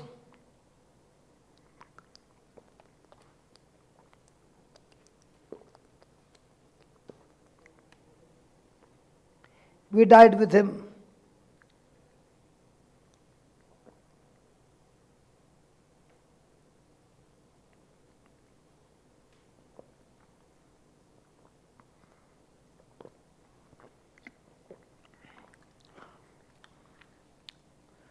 So my question to you is,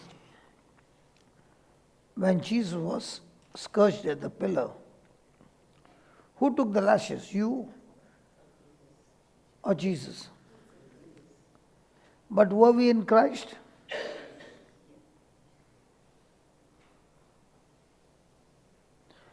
Was the lashes for him or for us? But did he take it? So having paid the penalty, do we now need to take those lashes? He took it as a substitute, as a representative to set us free.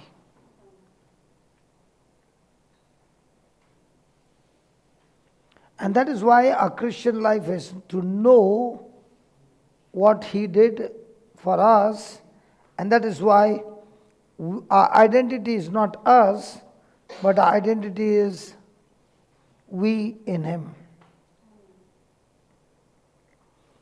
Amen? So please read Galatians 2:20.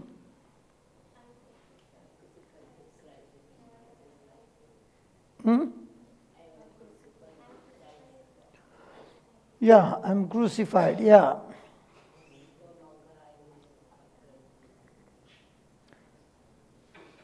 I am crucified with. So if I pinch you and you're dead, will it hurt you? No, because you're dead. So are you really crucified with Christ? That if somebody said something, you react so quickly. She did this to me. He said this to me. So are you crucified with Christ in words? Are you really crucified with Christ in believing? Are you understanding what I'm saying? So are you really crucified with Christ? You know the scripture. No doubt. So when somebody is saying something, are you saying, I'm not going to crucify, I'm not going to react because I'm already dead? So are we really crucified with Christ? Do we believe that? Then why do you get insulted? Why do you get offended? Have you ever seen a dead body getting offended and turning and saying, I will not talk to you?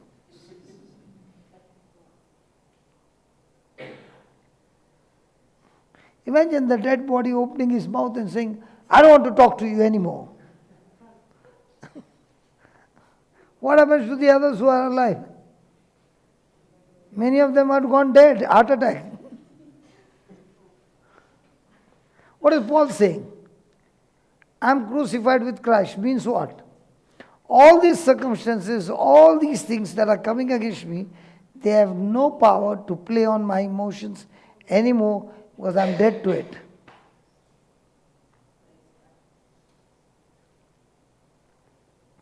Because all those insults and all those abuses that you are directing to me, it's never going to touch me because in between you and me, Christ is the one who has taken all that on my behalf. So are we really believing I'm crucified with Christ? And if I'm really crucified with Christ, I'm dead. Do dead have emotions and feelings? Do dead get stressed out and angry and bitter? And that's what Paul says. I have experienced a life which I never knew before, but having experienced Christ in me, who died for me, I have learned now that my old nature, which was getting irritated, has changed now, because I find myself crucified with Christ. Nevertheless, I live. Listen, I'm crucified with Christ, but that doesn't mean I'm a dead body. My body is still alive. But my body does not have power to control my emotions, but my spirit is the one who is teaching me to live a victorious life. And the life that I'm living is not I, but Christ lives in me. So, there's a battle that my old self wants to sit on the throne of my heart. So that when he sits on the throne, he can rule my life. Who? My old self. But at the same time, my heart also, my Christ also wants to sit on the throne of my heart. So whom am I going to give the position? My flesh or my heart? So if I give the flesh my heart, then Jesus is still on the cross. But if I give Jesus the throne to sit on my heart, then Jesus is on the throne and myself is on the cross. Which one is better? Self crucified on the cross or Jesus crucified on the cross? So every blunders that we do, you must ask yourself, is Christ on the throne or flesh on the throne? If flesh is on the throne, I am ruled by a dictator who makes me a slave and uses my body as a slave and makes me do the things that I hate to do. I end up becoming a slave. So I am crucified with Christ. Nevertheless, I live, not in my old nature. Yet not I live, but Christ lives in me. And the life which I now live in the flesh, that is in my body of flesh and blood, I live, go slowly, I live by the faith of or in. He never said by the faith in the Son of God. Some Bibles still have translation of in, but the King James is saying of. What's the difference between in and of?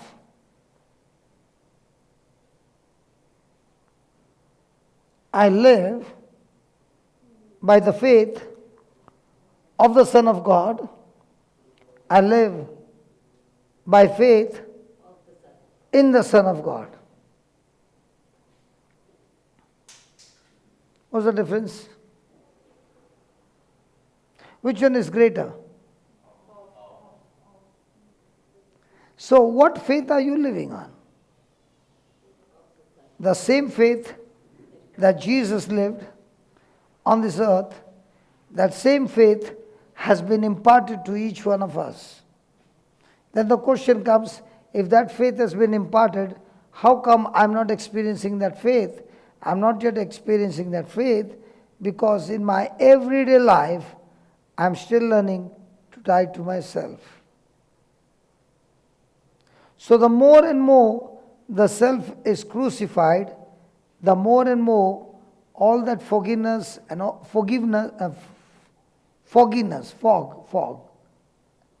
is removed and the clarity becomes very clear.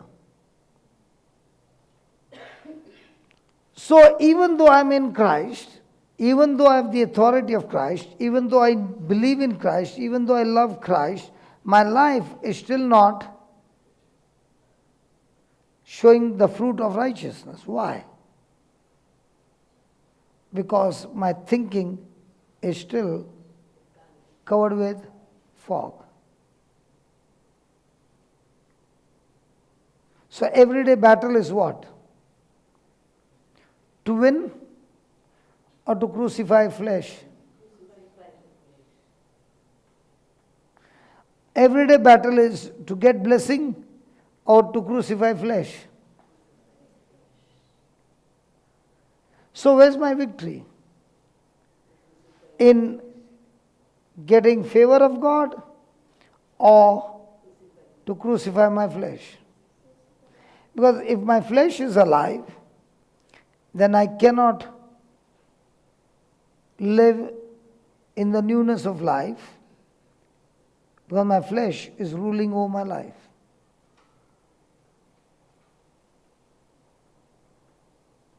And that's what Paul is saying. I have learned that even though I live in this body has no power to dictate terms with me, because I've learned to crucify the desires of the flesh, so that those desires of the flesh have no control over this body. This body has become selfless, controlled by Christ, who is sitting right now on the throne of my heart, ruling over this body, directing this body, leading and guiding this body in the way it should live. So I've got a choice. The choice is, I can live in the flesh and use this body, and I can live in the spirit and use this body. And this body can be shifted any moment in a fraction of a second. But if I make it a habit of keeping my self crucified, then Jesus has ownership over my body, and He uses my body for righteous living. And that's the battle every day. The battle is not how much blessing you got, how much healing you got, how much power you got, how much possession you got, how much resources you got. The battle is, what's your score of dying to flesh?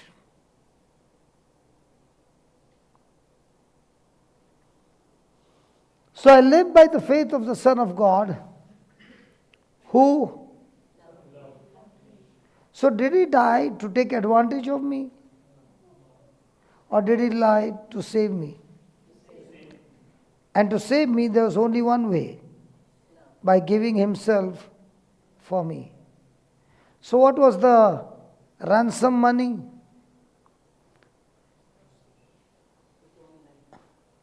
He's my substitute. So He had to pay the ransom. So what was the ransom? His own blood.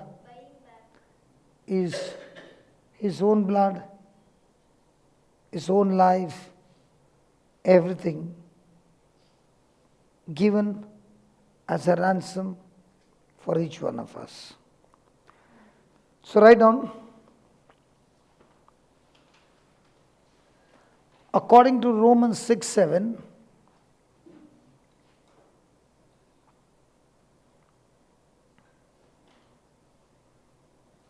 sin has been our taskmaster.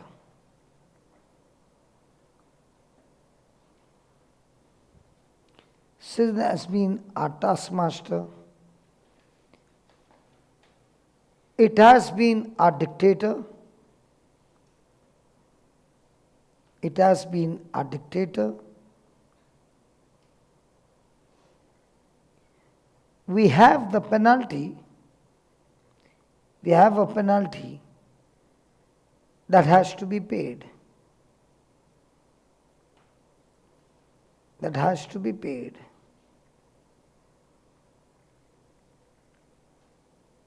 Our old master has been Satan. Our old master has been Satan, the flesh, and the world.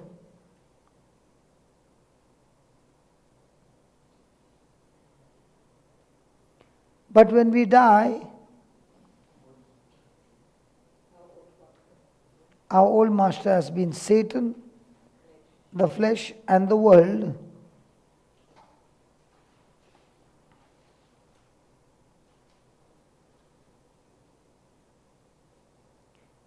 But when we die,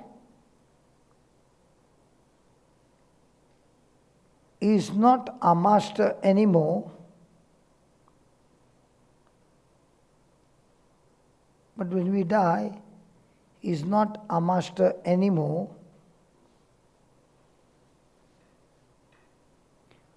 Our sins have brought us, our sins have brought us into jeopardy. I'll explain to you. Jeopardy.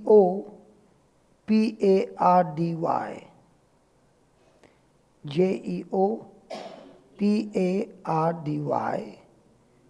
But in Jesus, we died.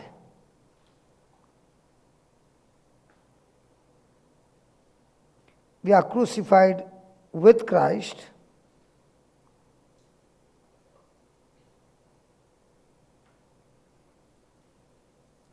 We were buried with Jesus.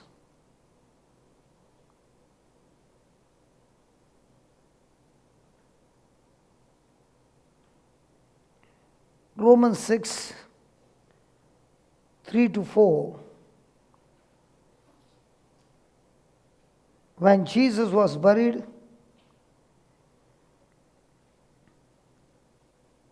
we were buried with him.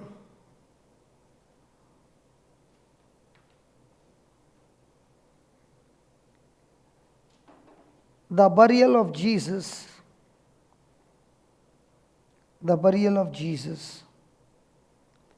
is part of the gospel.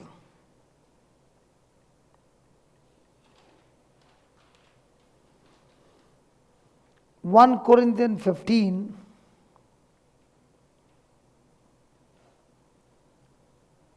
(1 Corinthians 15, 3-4).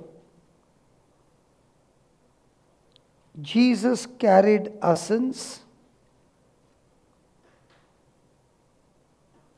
Jesus carried our sins to the grave of God's forgetfulness.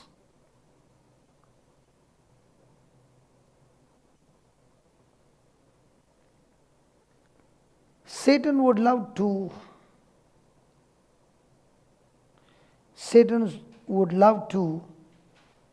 intimidate us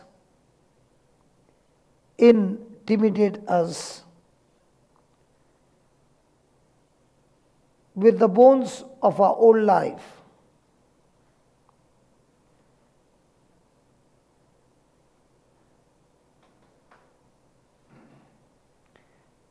But our sins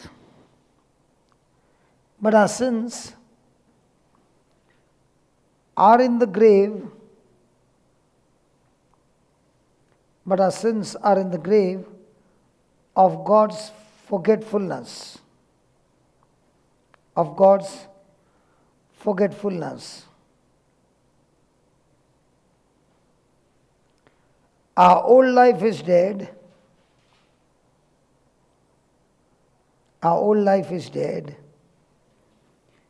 And Satan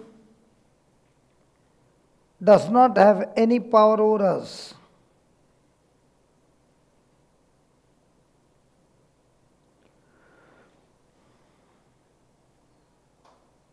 Put that Romans 6:7, please.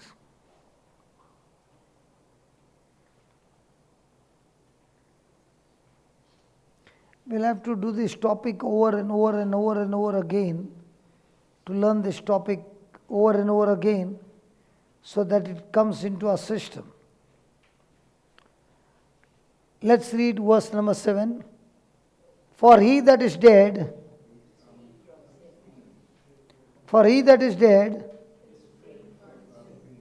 can a dead body have ungodly thoughts? Can a dead body have jealousy? Can a dead body have anything to do with sin?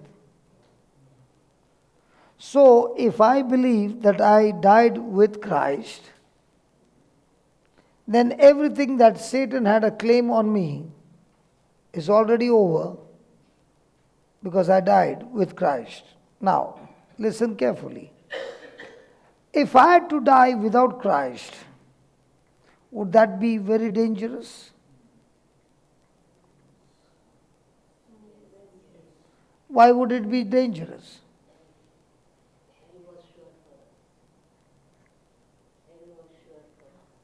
Because the penalty is paid by Jesus, but I have not completed the transaction of believing in Christ, what he did, and therefore I'm found guilty, sin has power over me, the dictator has power over me, and I become a candidate to go to hell. But when it comes to Jesus, Jesus died for me, He bled for me, and He died in my place. Now, why is it safe for me now that I'm not found guilty?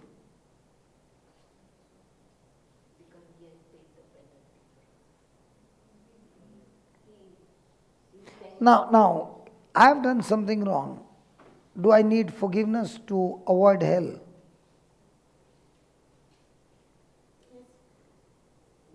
And how can I get forgiveness when I've committed the blunder? So let's say you caused an accident to my car and you damaged my car. And I had to pay 10,000 for the damage. And you just came and said sorry. First of all, you damaged my car. And now you're saying sorry. Should I let you go?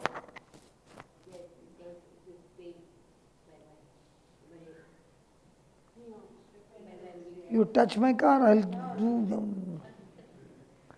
So when do I get forgiven? Who is going to pay? So you damage my car and Jesus is going to pay? Nice Shani you are. So when does a person get forgiveness?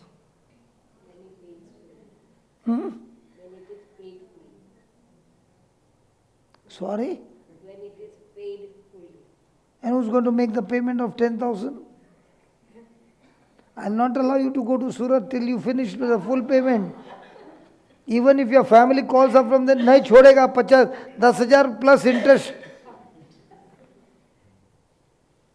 I hope you won't have sleepless night.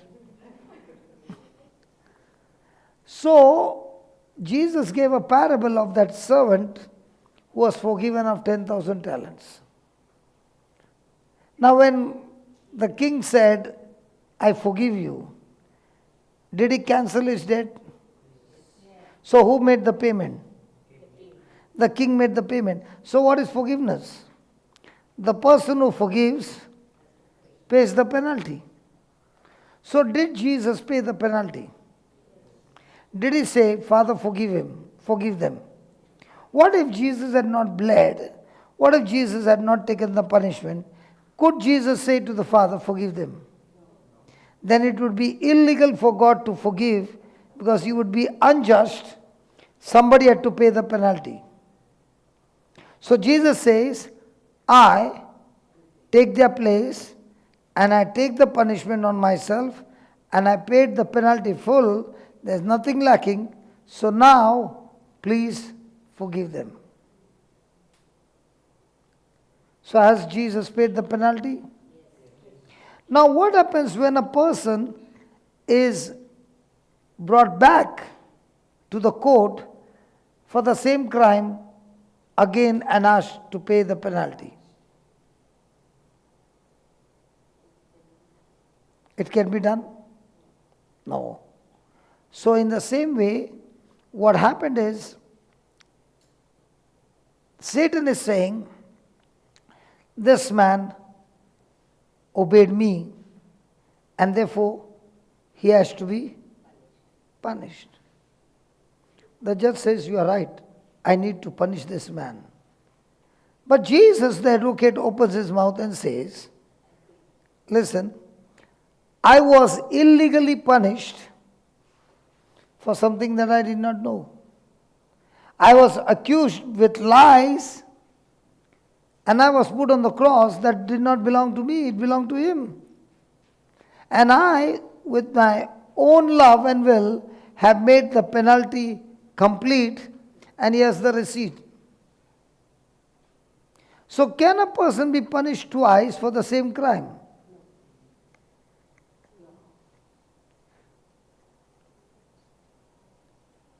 And that is called as, I don't know how do you say that, jeopardy.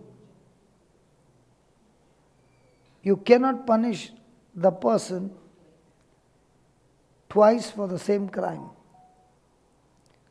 So if that person has, somebody else got punished, then that same crime you cannot punish the real person, because it has already been paid. So Jesus paid on the cross, and he said to his Father, forgive them. What if Jesus had not to say, Father, forgive them, but would have said, bless them? You could have got blessed, but you could not have been forgiven. And because Jesus said, the penalty has been paid by me, now please forgive them. Is that clear?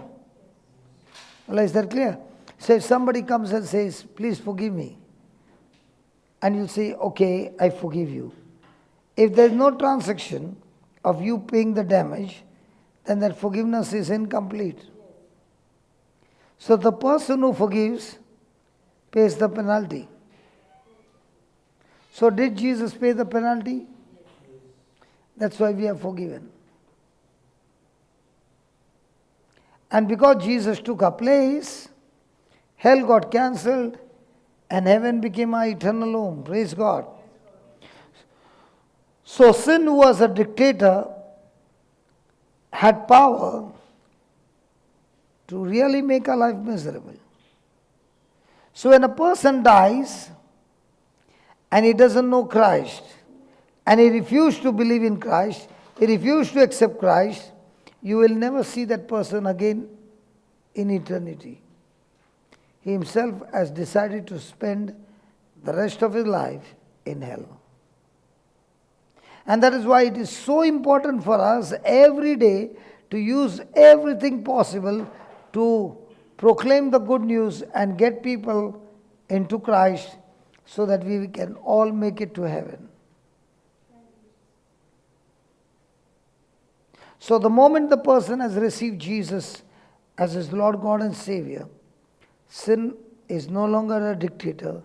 He has lost his ownership. I'll give you an example. If you go to Bombay, at Mime, there's a church called St. Michael's Church. Okay? On Wednesday, there's a St. Michael's novena. And in the whole day, there'll be more than 30,000 people visiting that church. Continuous, there are novenas. Okay? Now, supposing there's a Hindu person who is going there for the last 1 year. It's okay.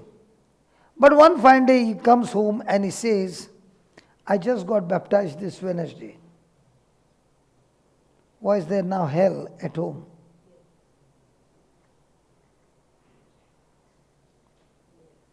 Why is there so much of fight at home?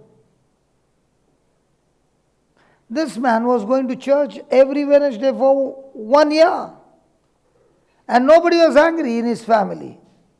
How come now he says, I got baptized, and they asked, what is baptism? The priest put water on my head. So why are people getting angry? Huh? He has changed his identity because he has confessed before heaven and earth that Jesus Christ is my Lord. And when he says that, Satan has lost his ownership over that soul. Satan has no problem if you go to church. He has no problem if you sit there.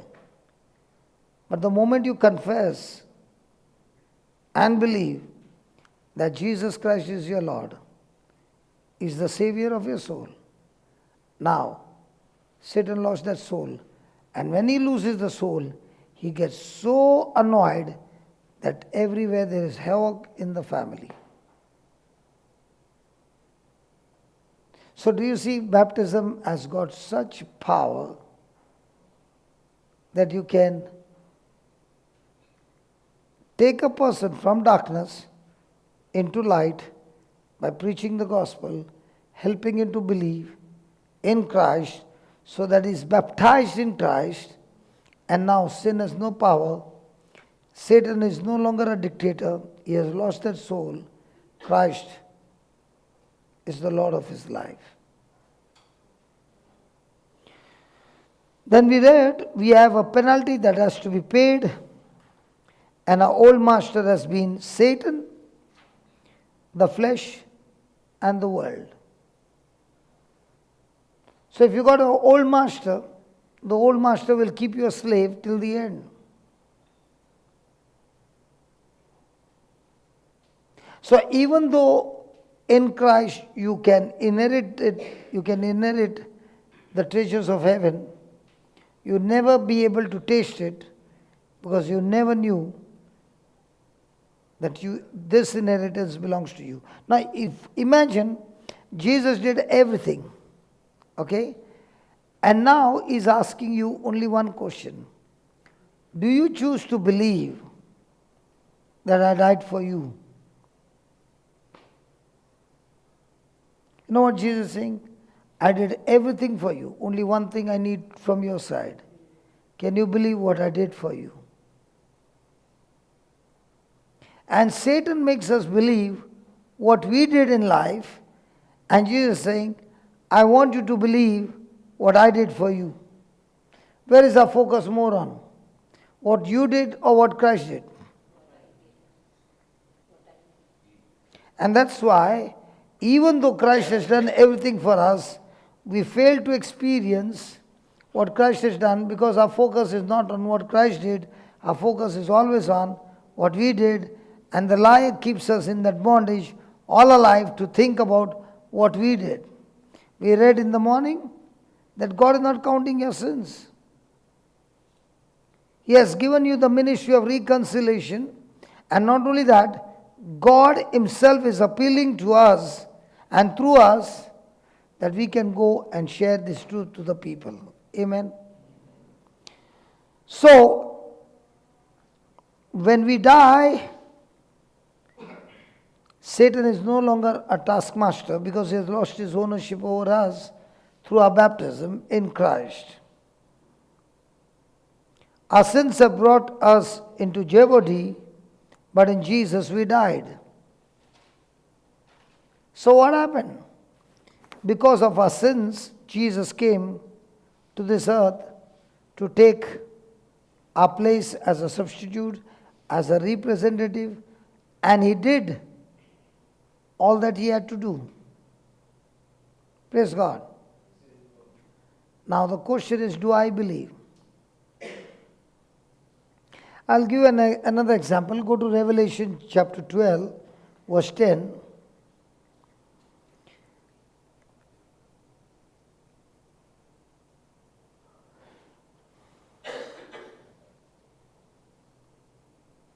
I want you to be very attentive because this is where you lose the match. There are many Christians who lose their match every day because they did not understand the truth. Now watch this. Revelation 12:10. I heard a loud voice saying in heaven, now is come salvation and strength and the kingdom of our God. When? Now. And the power of his Christ, for the accuser. Who is that? Satan. The accuser of our brethren is cast down, which accused them before a God day and night. So what is Satan doing? Accusing us. What is he accusing of? Huh? About our disobedience. Whatever we did, he is accusing before God and saying, you are a just God. And this person has obeyed me. And he has disobeyed you. And because he has disobeyed you, this person deserves the penalty. And the penalty is hell.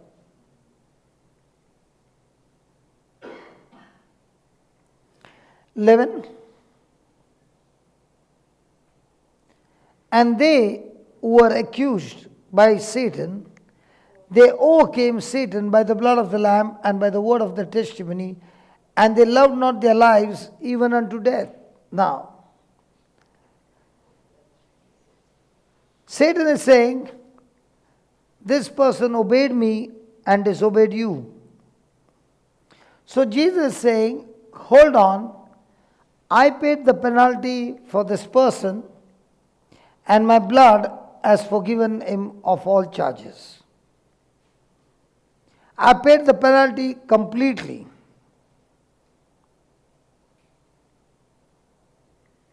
So the judge is looking at Satan and is looking at Jesus, and is saying, I am not satisfied with both of you.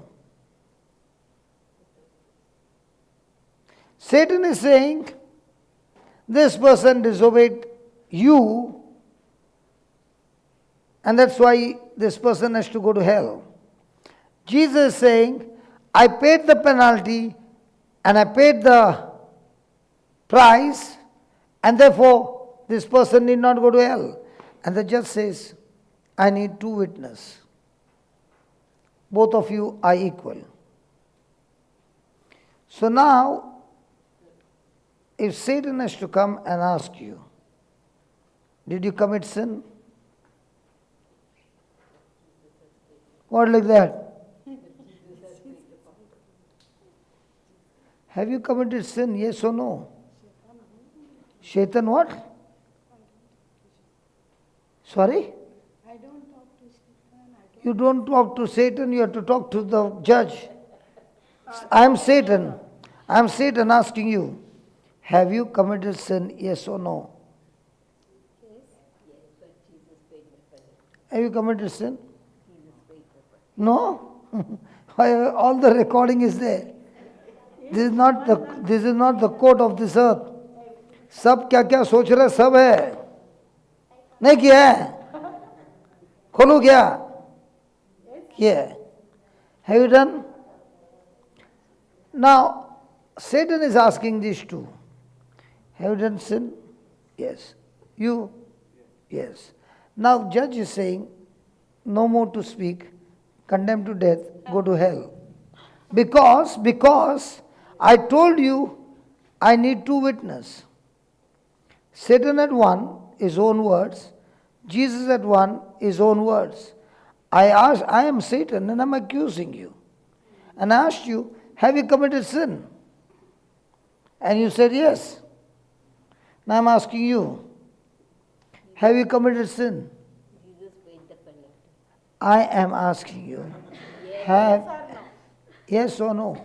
Yes, but Jesus has paid the. No. Yes or no? That's it.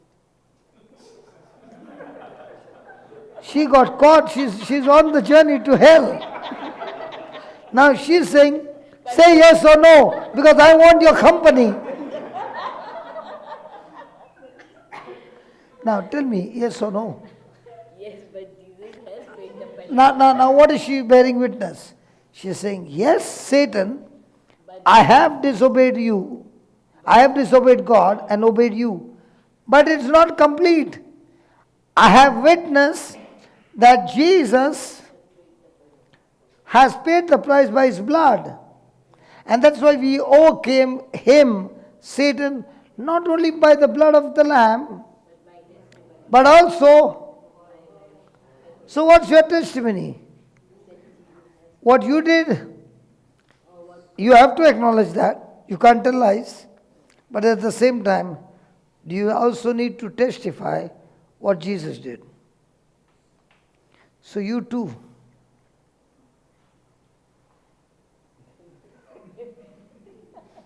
And she is saying yes, and you're saying, say yes, son. And she's say yes or no. And she's saying, yes, but I'm not yet complete. My testimony is not yet complete.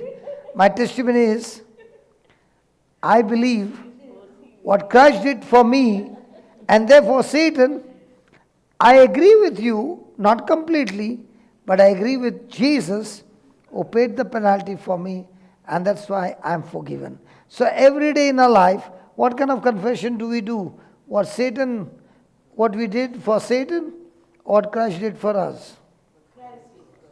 But if you don't know the scripture, how will you know?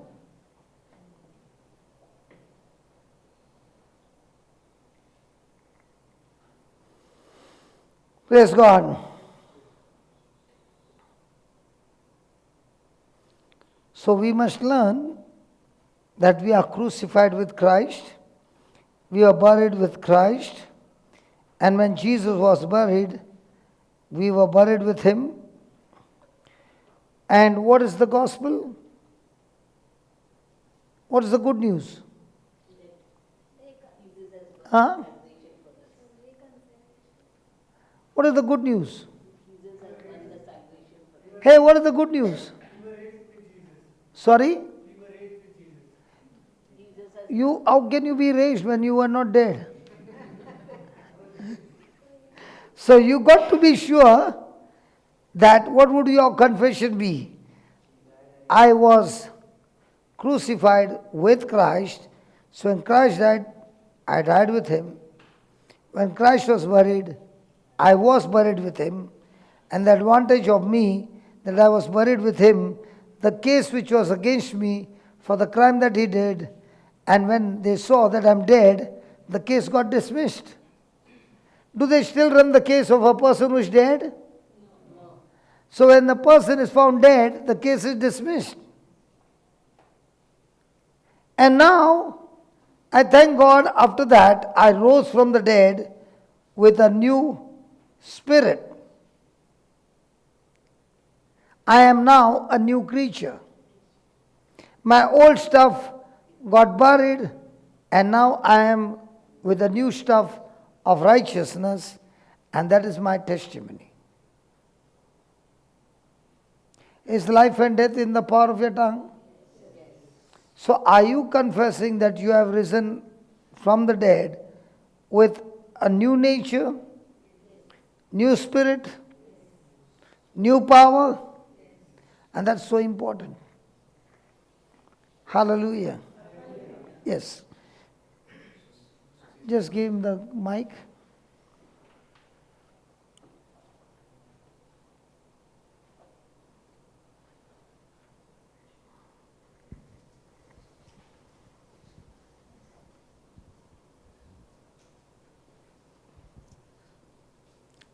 Can I say that I believe that Jesus paid the price for my sins without actually repenting? I cannot say that. No, I have not yet finished. The first is your identity. Okay. See, verse number 11. There are three. Go to Romans 6. That's a good question. In 6:6, the key word is Knowing. in 6:11.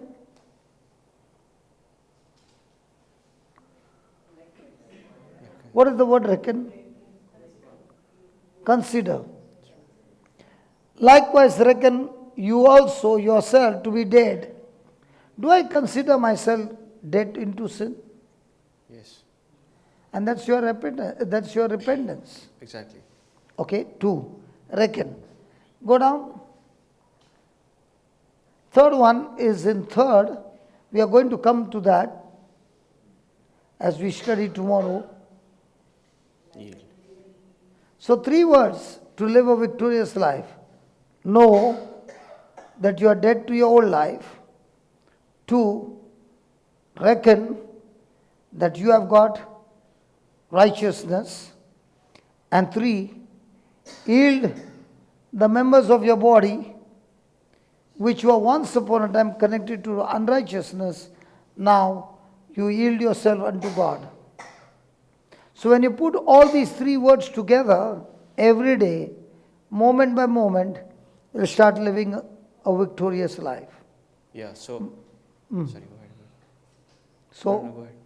I'm not yet finished. Yeah, tell me. So, the biggest evidence of me being saved is living a sinless life, right?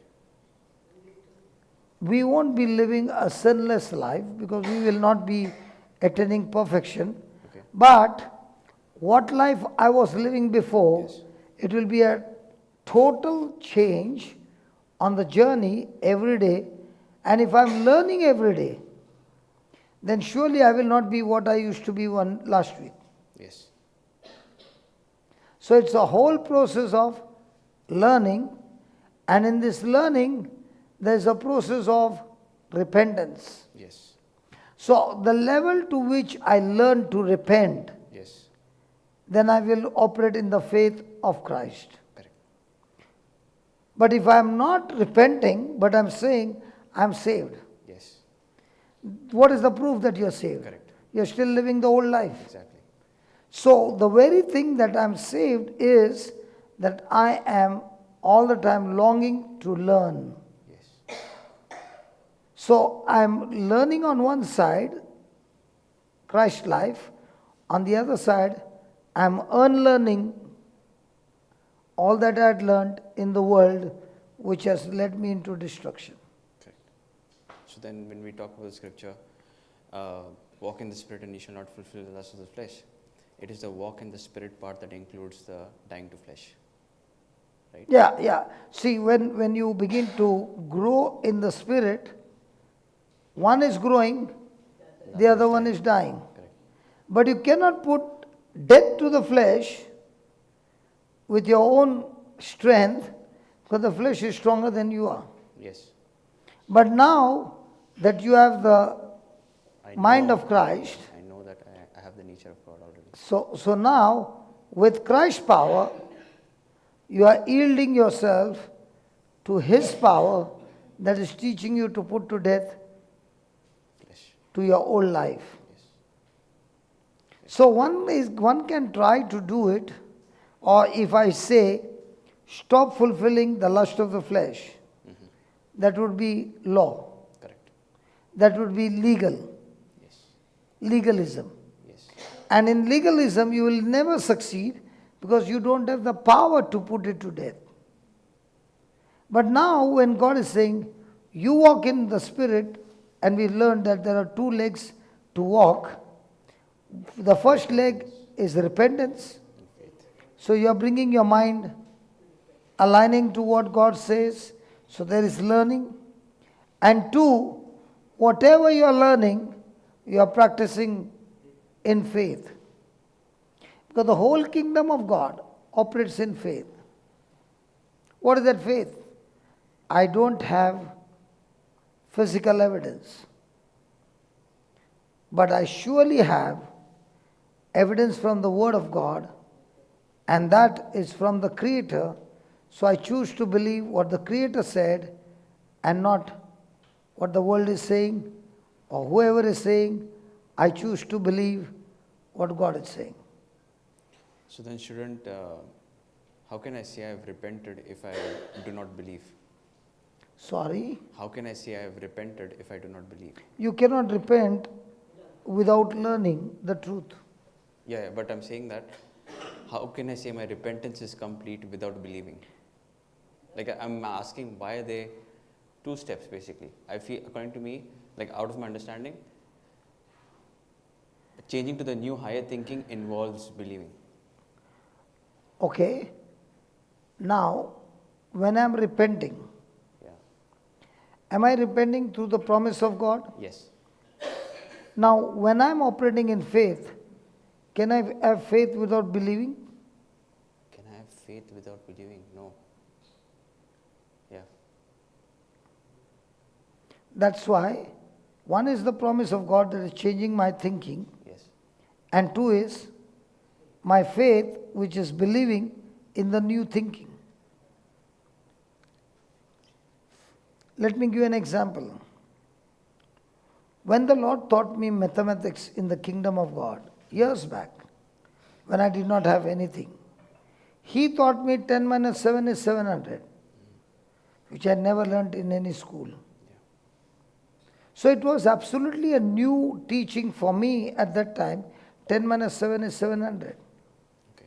But when I began to renew my mind in repenting and practicing it with faith, 26 years, it has been paying all my bills.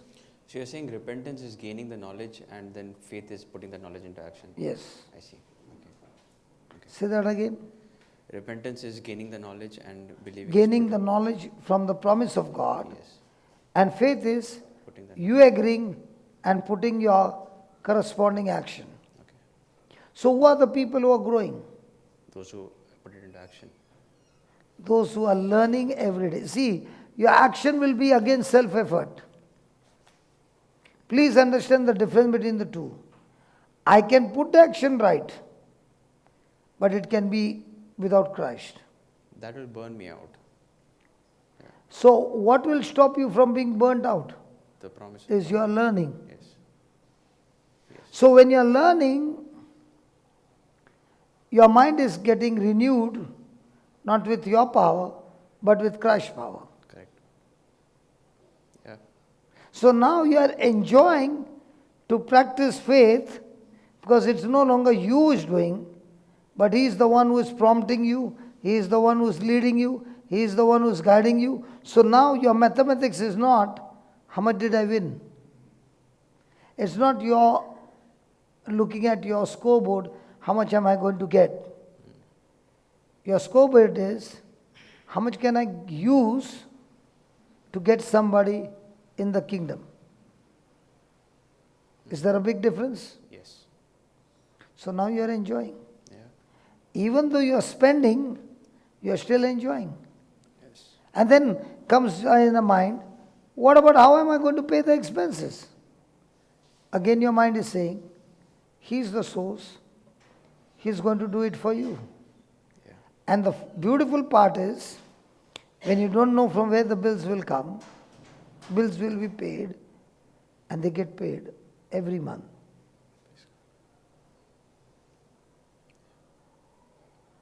So when we were having this international retreat, I know the cost is very high. Because all facilities are given.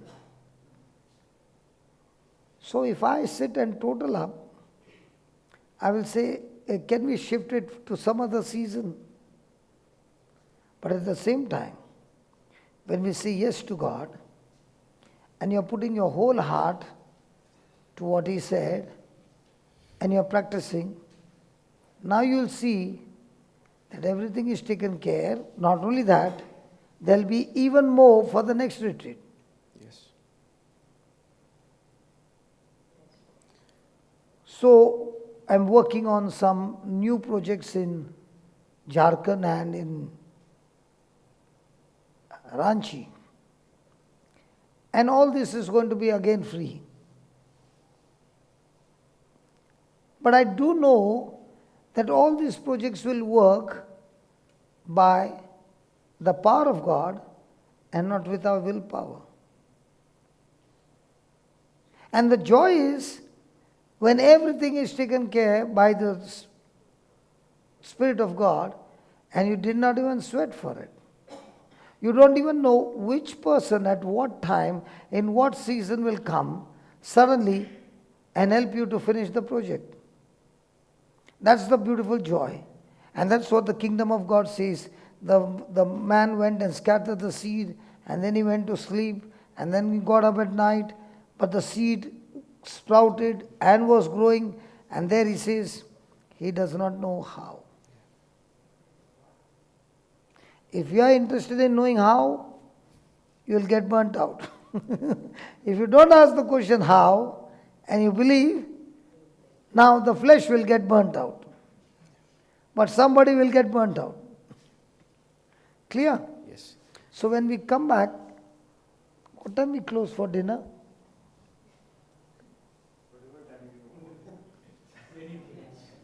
Oh, now the timings have changed? Wow. Thanks, Georgie. No, I'm saying thank you to you because of the things that you fixed. Now we can even have the whole night vigil. See, one person's solution has changed everything over here. Praise God. So can we have dinner and come back so we can go till midnight? Not yet cooked? Okay, 10 minutes. Brother, one more question. Yeah. So when we learned when God forgives us, He remembers our sins no more. So that's forgiving and forgetting. And if I believe I have the nature of God, No, you speak a little louder here, sweetheart. so the nature of God is forgive and forget, right? He remembers our sins no more. Now, if I believe I have the nature of God, anyone. Can you go slow? Okay. Your English is too fast for me. Sorry. Okay. So the nature of God is He will not remember my sins and He has forgiven me completely, right? So He has forgiven, He has forgotten. If I believe I have the nature of God, I'm called to do the same thing, right? I forgive and I forget. But then, and this has not happened in my life, so I don't know the solution to it, which is if there is someone in my life who's exhausting my resources, right? I forgive that person, I forget, but he comes again to use those resources.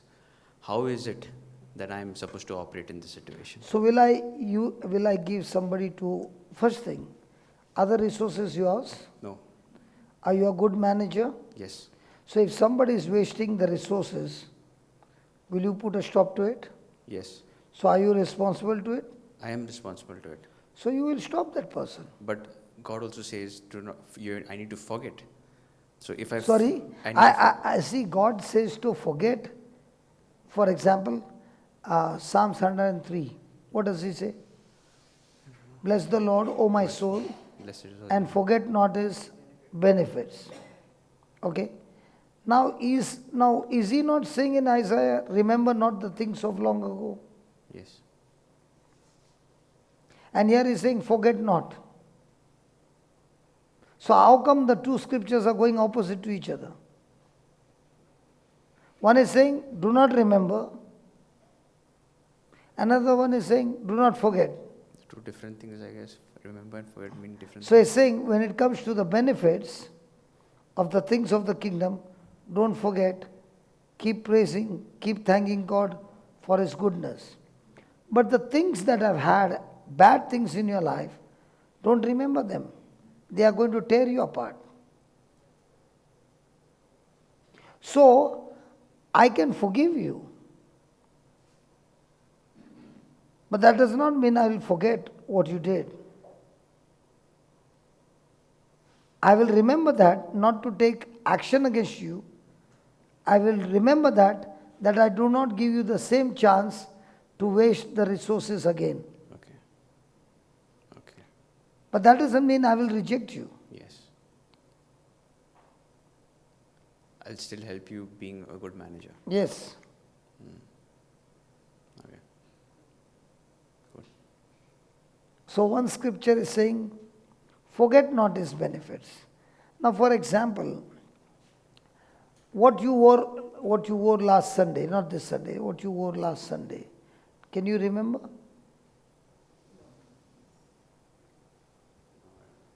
But can you remember what you wore on something special day? How many years back? You can remember. So that means I can choose what to remember. Now out of all the goodness that God has done, and there was me who came and did a nasty thing to you, which one do you choose to remember? Huh? It is how our brain is structured. Sorry? It is how our brain is structured. I didn't. Huh? He said that is our nature. Hey, I did not know you have got the old nature now. No, it is how our brain is structured is what I'm saying. Our brain is structured that way that we remember. Your brain was structured. Yeah, I mean, in our old nature, that's what. Yeah, so now which one do you choose to remember? The good things. Yeah. So if you are remembering the good things, do you have any moment to remember the nasty things that have happened? No. So the whole day what are you doing? Rejoicing. Rejoicing in the Lord. Yeah. Like in the Garden of Eden, was there a garden full of trees? Yeah. All fruit-bearing trees? Yeah. Was there any lack? No. Why do you think the devil went and spoke about one tree? Disobedience. He wanted them to disobey. He got a focus of all the trees on that one tree. Why do you think the devil is hurting you so much? Because he wants you to focus on that one thing negative that has happened, so that once you focus there, he can surely get you into trouble. So instead of you focusing on that one thing, why don't you focus on the multiple things that God has done good to you? Yeah. So is there going to be a time of bitterness? No. Praise God. And that's why he says, rejoice in the Lord always, and again I say rejoice. How can Paul be in the prison, being dipped in a sewage up to his chest level, and still say, rejoice in the Lord always? So is he looking at his current situation, or is he still looking at how good the Lord is? Are we looking at what Jesus finished on the cross, or are we looking at what we lack in our life? What he finished on the cross qualifies us to go to heaven. So are you looking for temporary things of the world, or are you looking at eternal things of heavenly treasures? So where's your heart on? Things of God. If it's on heavenly treasure, then it doesn't bother you the treasures of this world. Yeah. Then day and night you are laboring to gather the treasures of heaven. And what is the treasures of heaven? Love, Love, joy, joy, peace, peace, patience. patience, gentleness, kindness, humility, self-control. And where do you gather this? In good times or in bad times? Bad times. When do you gather this? In a war zone or in a friendly zone? War zone. And do you have some war zone in your life? Congratulations, it's time to gather the treasure. Yeah. But if your treasure is of the world, then where are you focused on? Things of heaven or things of the world?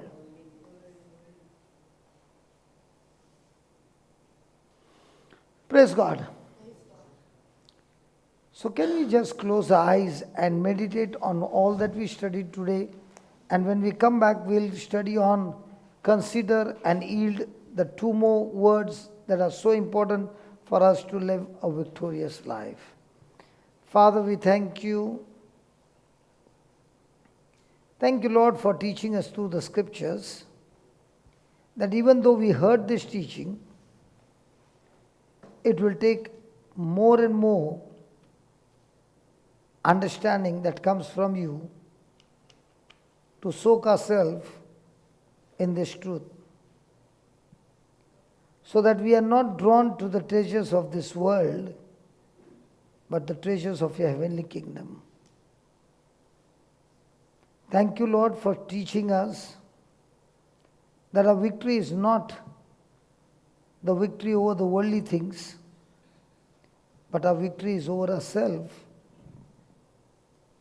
with our own choice allowing those nails to go through the flesh and be crucified and stay crucified, so that this body, which is of sin once upon a time, is no longer controlled by any dictatorship, but is totally controlled by your Spirit.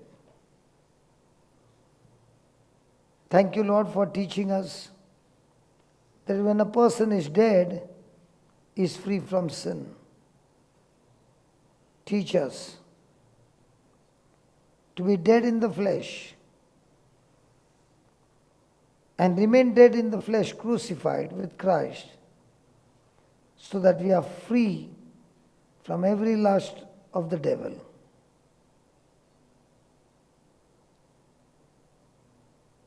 Thank you that we give no room at all for the body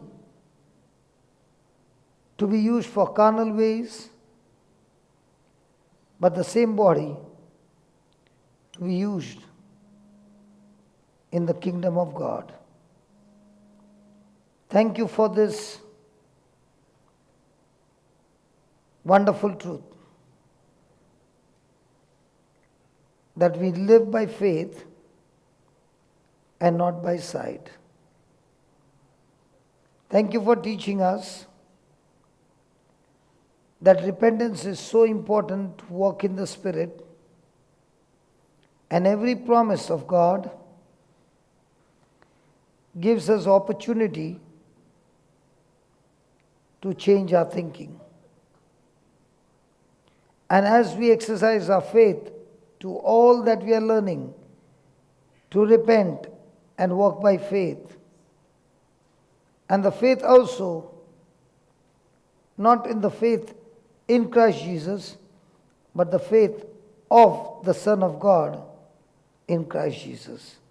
Thank you that we have this assurance that we have been given the same faith of the Son of God. And as we meditate, believe and exercise and practice and train and develop a new habit, not only we will be victorious, but looking at a lifestyle, others also will be attracted to change their life. Thank you, Lord, for teaching us that we cannot get victory with our self-effort, but every victory is possible through Christ Jesus. Thank you for teaching us this truth. And thank you that by your Spirit you are teaching us in practical life how to be winners over sin in our life. In Jesus' name we pray. Amen. Praise God. So you can sit down for some